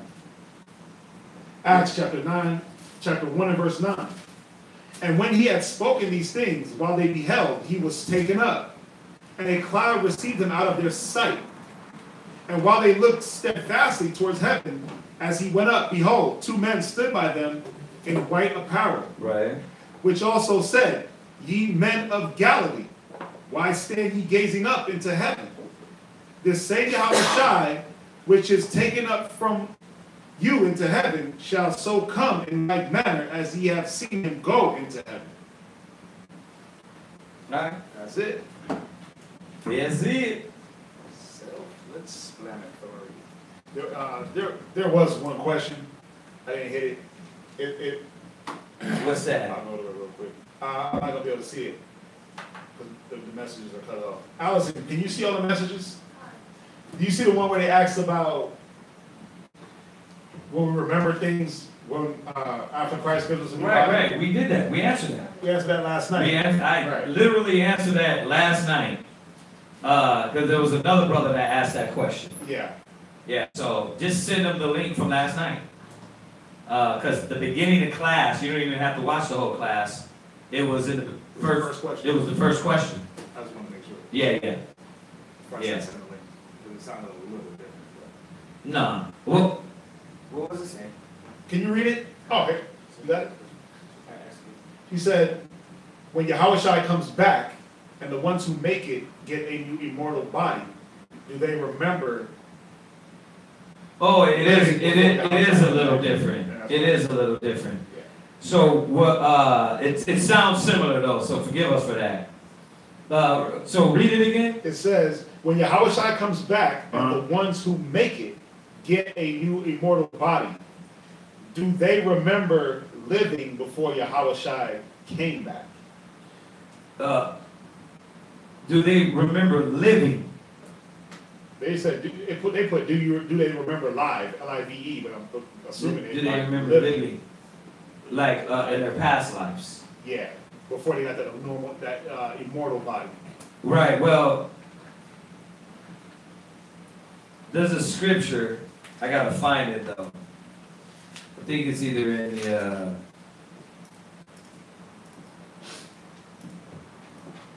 yes, we do, but I gotta find the scripture. I gotta look for that scripture. It's, I'm wondering if it's in the annotated or the,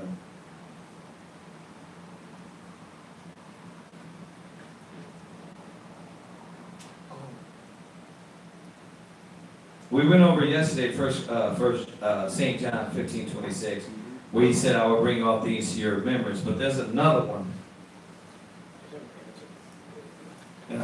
Man. I thought there was another one that goes with it.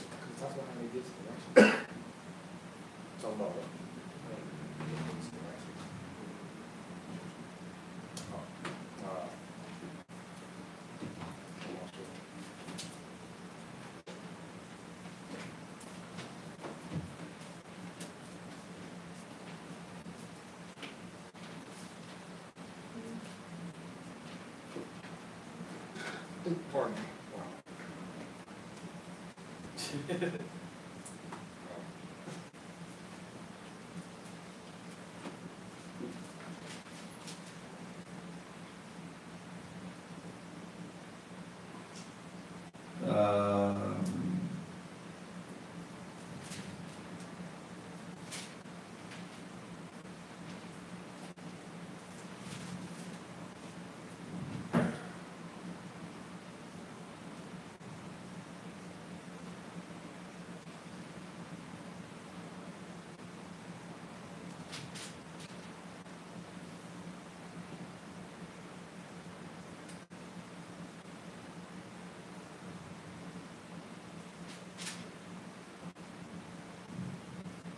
I'm gonna have to find it.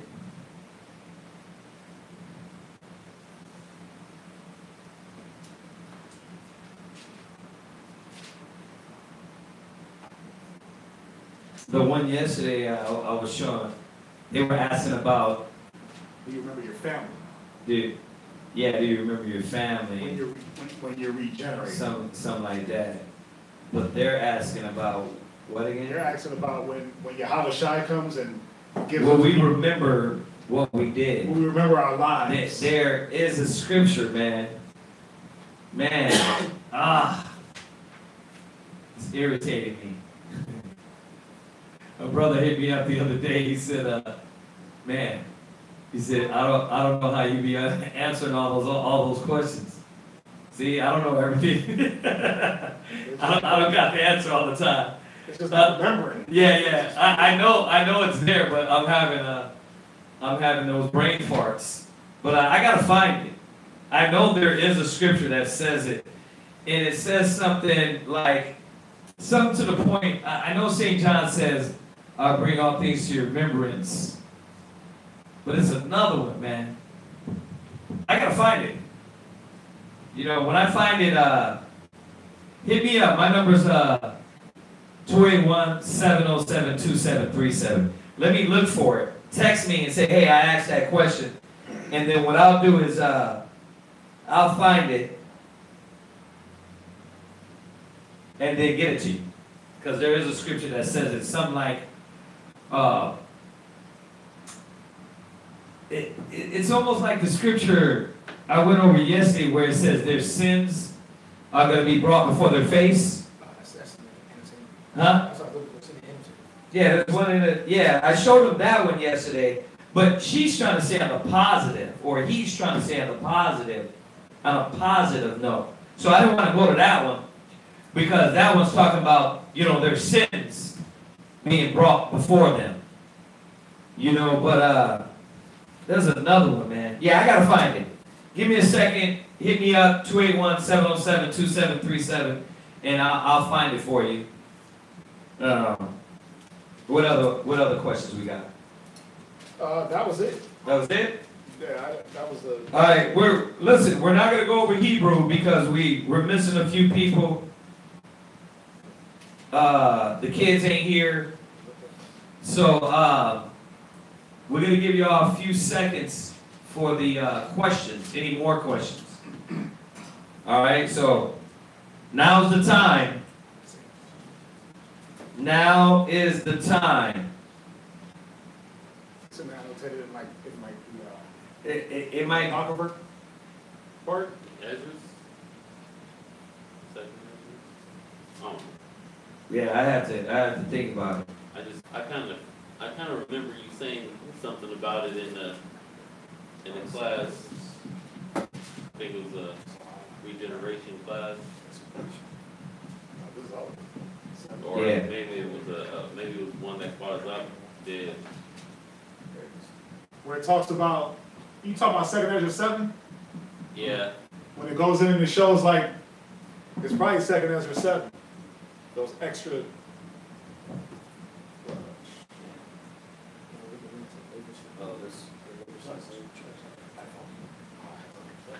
Oh, yeah.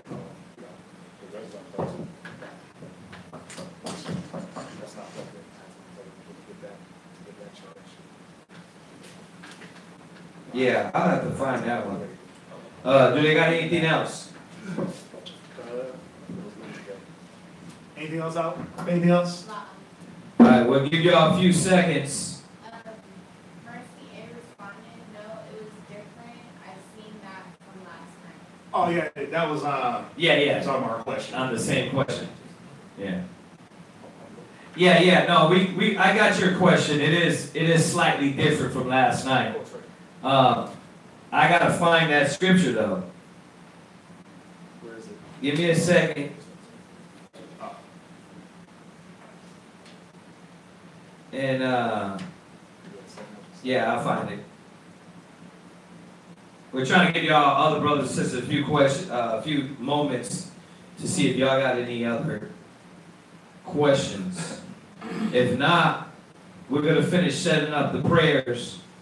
Just a reminder, Feast of Weeks, we're going to be celebrating at sundown tomorrow, okay? You brothers and sisters that are online, go there real quick while we wait to see if we got any questions. Just a reminder, the Feast of Weeks is coming up, which they call Pentecost. Go to Exodus 23, verse 16.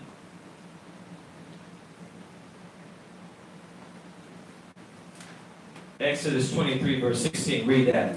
And we're still just kind of giving y'all a second on these questions. If y'all don't have any questions, we end it after we touch on these few scriptures about the Pentecost, the Feast of Weeks.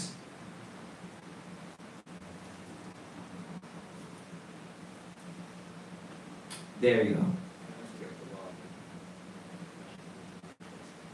Right. So this is talking about the blessings of the righteous. Hold on a second.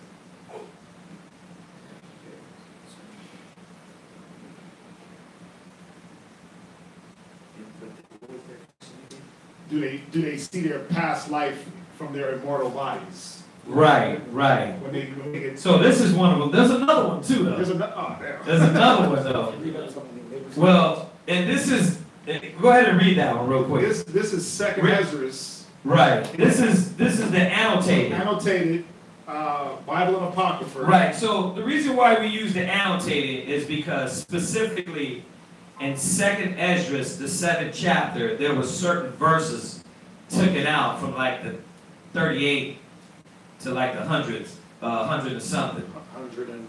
So when you go to the Apocrypha, it tells you about, it tells you in 2nd Esdras 7 about they shall suffer after death. Well, it fills in the gap what he started talking about, but they took those verses out. So in 2nd Esdras, that's what we're reading about. It tells you what happens after death and when judgment comes. Now, he's going to read 2nd Esdras in the annotated. I'm going to read verse 88 just to give some context, and then I'm going to skip down. 2nd Esdras 7 and verse 88. It says, now this is the order of those who have kept the ways of the Most High when they shall be separated from their mortal body. Now I'm going to jump down because it's going to give you 7 ways. So it says, this is the 3rd way. The 3rd order, they see the witness that he who formed them bears concerning them, that throughout their life they kept the law which they were entrusted. Right.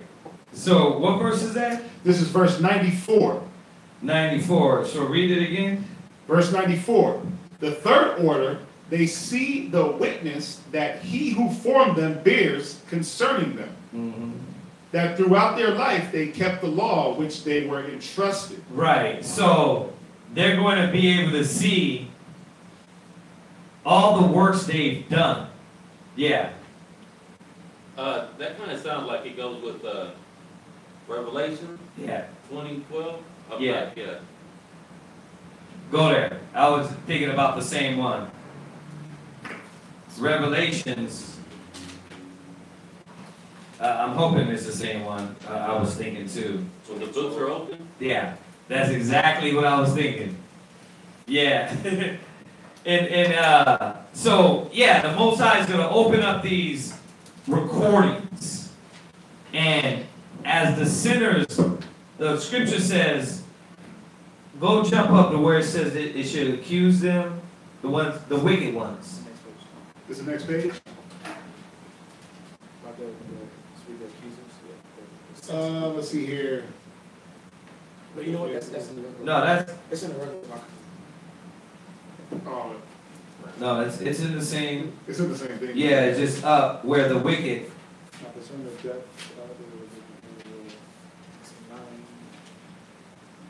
Because what it's showing here is that what happens is the sinners, all the things that he opens up and shows them is going to accuse them.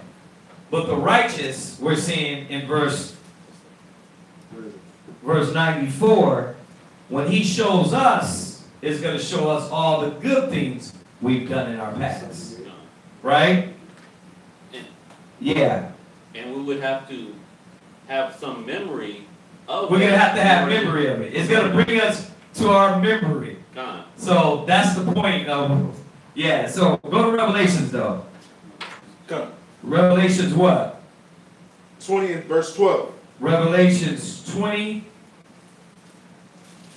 Oh no, sorry, it's 2nd Esdras 16 and 65. Revelations 20 and what? Verse 12. And this goes with the 2nd Esdras 7 and 94 in the annotated. But this is in Revelations also. Go ahead. And I saw the dead. Where we at? Verse 12. Revelation 12. Revelation 20, verse 12. Revelations 20 and 12. Go ahead. And I saw the dead, small and great, stand before Yahweh. And the books were open. And the other book was open, which is the book of life. And the dead were judged out of those things which were written in the books. Right. So now we're understanding that when these books are open, the sins of the sinners are going to be accuse them to their face. But the righteous, we're going to be remembered of all the good things that we did in the past.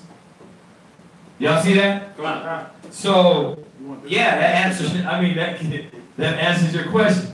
The books are going to be open. The books that are going to be open are the records or recording, because the scripture says is that every idle word, everything you do is recorded. Everything you do is recorded. And then the book of the law. So you're going to be judged from your actions, every idle word, every word in secret, and then you're going to be judged according to the scriptures. Y'all see that? Go. Yes, sir. Now, what you got? 2 Ezra 16:65. You quoted it about your sins being your accusers. Yeah, let's go to that one real quick. Well, no, finish this. Finish this. According to their works. And the same. Right, so you see that, right? The books are going to be open. We're going to be judged out of these books according to our works. When you go back to 2 Ezra 7 and the annotated, it shows you that the ones that did good is going to reveal to us all the things we did. Now, when we jump over to 2 Ezra 16 and verse 65. 16 and 65 in the Apocrypha, it reads, "And when your sins are brought forth, ye shall be ashamed before men, and your own sins shall be your accusers in that day." Right. Yeah. That's. Yeah. So everything's going to be brought to your remembrance. Everybody is going to know what is going on and what happened to them, whether you're wicked or righteous. The thing is, if you sin and you didn't repent and you didn't do the works of the Most High, those sins will accuse you, and that's what will be your punishment. So, yeah. It's not a joke. Go ahead. Verse, what will you do? Or how will you hide your sins before the Most High and his angels? For behold, the Most High himself is the judge. Fear him, leave off from your sins, and forget your iniquities, to meddle no more with them forever. And so the Most High lead you forth and deliver you from all trouble. There you go. So we got that. We got that. And you go, let me see here. Yeah, that was, ugh. Yeah, because even if you read the second Ezra 7 and 87 in the annotated, it says, "And the seventh way, which is worse than all the ways that have been mentioned, because they shall utterly waste away in confusion and be consumed with shame." What is that shame? All your sins being brought upon you, thrown in your face. Can you repeat that one more time? 2 Ezra chapter 7 and verse 87 in the annotated. Yeah. Yeah, I went to a class over that too. I know this. I was like, that Revelations, the books were going to be open, but it all came together because that 2 Ezra 794, and then there just shows that on both sides the books are going to be open, righteous and wicked, and you're going to know everything you've done.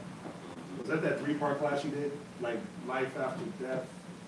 Yeah. Regenerate? Yeah. That was a while ago. That was a while 3 ago. years ago.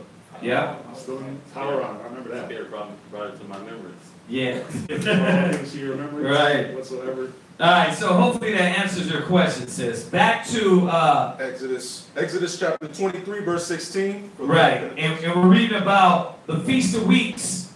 They call it Pentecost because it's 50 days after the Passover. Penta is 5. That's where they get that from. Go ahead. And the Feast of Harvest. The first fruits of thy labors. Right, so it's called the Feast of Weeks, and it's called the Feast of Harvest. Go ahead. Which thou hast sown in the field. And the Feast of Ingathering, which is in the end of the year. Right, so what happens is at the end of the year, you were supposed to gather all your goods in, right? You were supposed to thank the Most High. We're thanking it's a thanking of the Most High for the increase, right? Now think about it. We're not farming no more. So why do we celebrate this? Because the Most High, go ahead. Spiritual increase. Yeah, the spiritual increase, the physical increase that the Most High bless you with. So this is what this high holy day is about. The increase that the Most High has given you from the past year, right? And recognizing that the Most High has done these things for us in everything we do. Yeah, that's cool. Go ahead. When thou hast gathered in thy labors out of the field, 3 times in the year, all thy males shall appear before the Lord Yahweh. Right. Thou shalt not offer the blood of... Right. So that's it on that. That's 3 times a year we were supposed to come before the Most High. This is one important time. Why? Because you have to give back what you have been given. One more though. Exodus 34:22. Exodus 34:22. So remember, this feast is called the Feast of Weeks, first fruits. All right? And they also in the New Testament call it Pentecost. Okay? Go ahead. Exodus 34 verse 22. And thou shalt observe the Feast of Weeks of the first fruits of wheat harvest, and the Feast of Ingathering at the year's end. Right. Thrice in the year shall all your men, children, appear before the Lord Yahweh. Right. So we got that, right? It was ordained that the Most High, that the men, I mean, that Israel, we show up. You know, there was no excuses. Not that that's going to change anybody's. Anyway, so y'all get that, right? That's for those who serve the commandments of the Most High, all right? What else we got? You got another one. Yeah, go ahead. What you got? This is in the Zondervan Pictorial Bible Dictionary, page 280 under Feasts. You got Feast of Pentecost. Other names for this are the Feast of Weeks, right? The Day of the First Fruits, the Feast of Harvest. It was celebrated on the 6th day of the month of Sivan, or June, 7 weeks after the offering of the wave sheaf after the Passover. The name Pentecost, meaning 50th, originated from the fact that there was an interval of 50 days between the two. Right. So 50 days between this feast and the Passover. Right. The feast lasted a single day and marked the compilation of the wheat harvest. The characteristic ritual of this feast was the offerings and waving of 2 loaves of leavened bread made from the ripe grain which just had been harvested. This was done by the priest in the name of the congregation. In addition, these wave offerings, the people were enjoined to give the Lord an offering of the first fruits of their produce. The amount of the offering was not designated. Right, so they would give back. Yeah, Most High always required that first. Yeah, the Most High increased you. Yeah. So you would go give back to the Most High. What page that was? That's page 280 in the Zondervan Pictorial Bible Dictionary. If you have a compact, yeah, it's small, so it's going to be on a different page. Just look up the word feast. Look up the word feast, yeah. Yeah. I'm sorry, go ahead. No, I was going to say, this is just a big, this is a bigger one. So the compact, yeah. Go to Acts, one last one on that. Acts 2 verse 1. Acts 2 verse 1. So remember, y'all, it's one day, it is a feast. It's a holy convocation. Go ahead. And when the day of Pentecost was fully come, they were all with one accord in one place. All with one accord in one place. Individuals? All with one accord in one place. I can't do that. All with one accord in one place. All in separate accords? One accord right. in one place. So, that unity, you know, that's a common thing, man. When you look at these holy convocations, you realize that they were about unity, gathering our people together. You know what I mean? Once again, that's for the ones that want to keep the law. All right? So, what else we got? Nothing else? No. All right. So if there's nothing else online? Okay. Well, let's salute them, y'all. Say shalom. We're going to be back here Monday for class. If you I'm sure by now a lot of y'all that's online, y'all know we have class Mondays, Wednesdays, and Fridays, and then Shabbat morning classes. So keep tuned in. Keep tuned in with us. I heard you talking to the brother in New York. Yeah, he was asking about Yeah. school out there. Yeah, listen, you can keep tuned in with us. There are other brothers out there also. So either way, man, you can get fed. All right. So other than that, let's salute them and say shalom, y'all. Shalom. We'll see you Monday.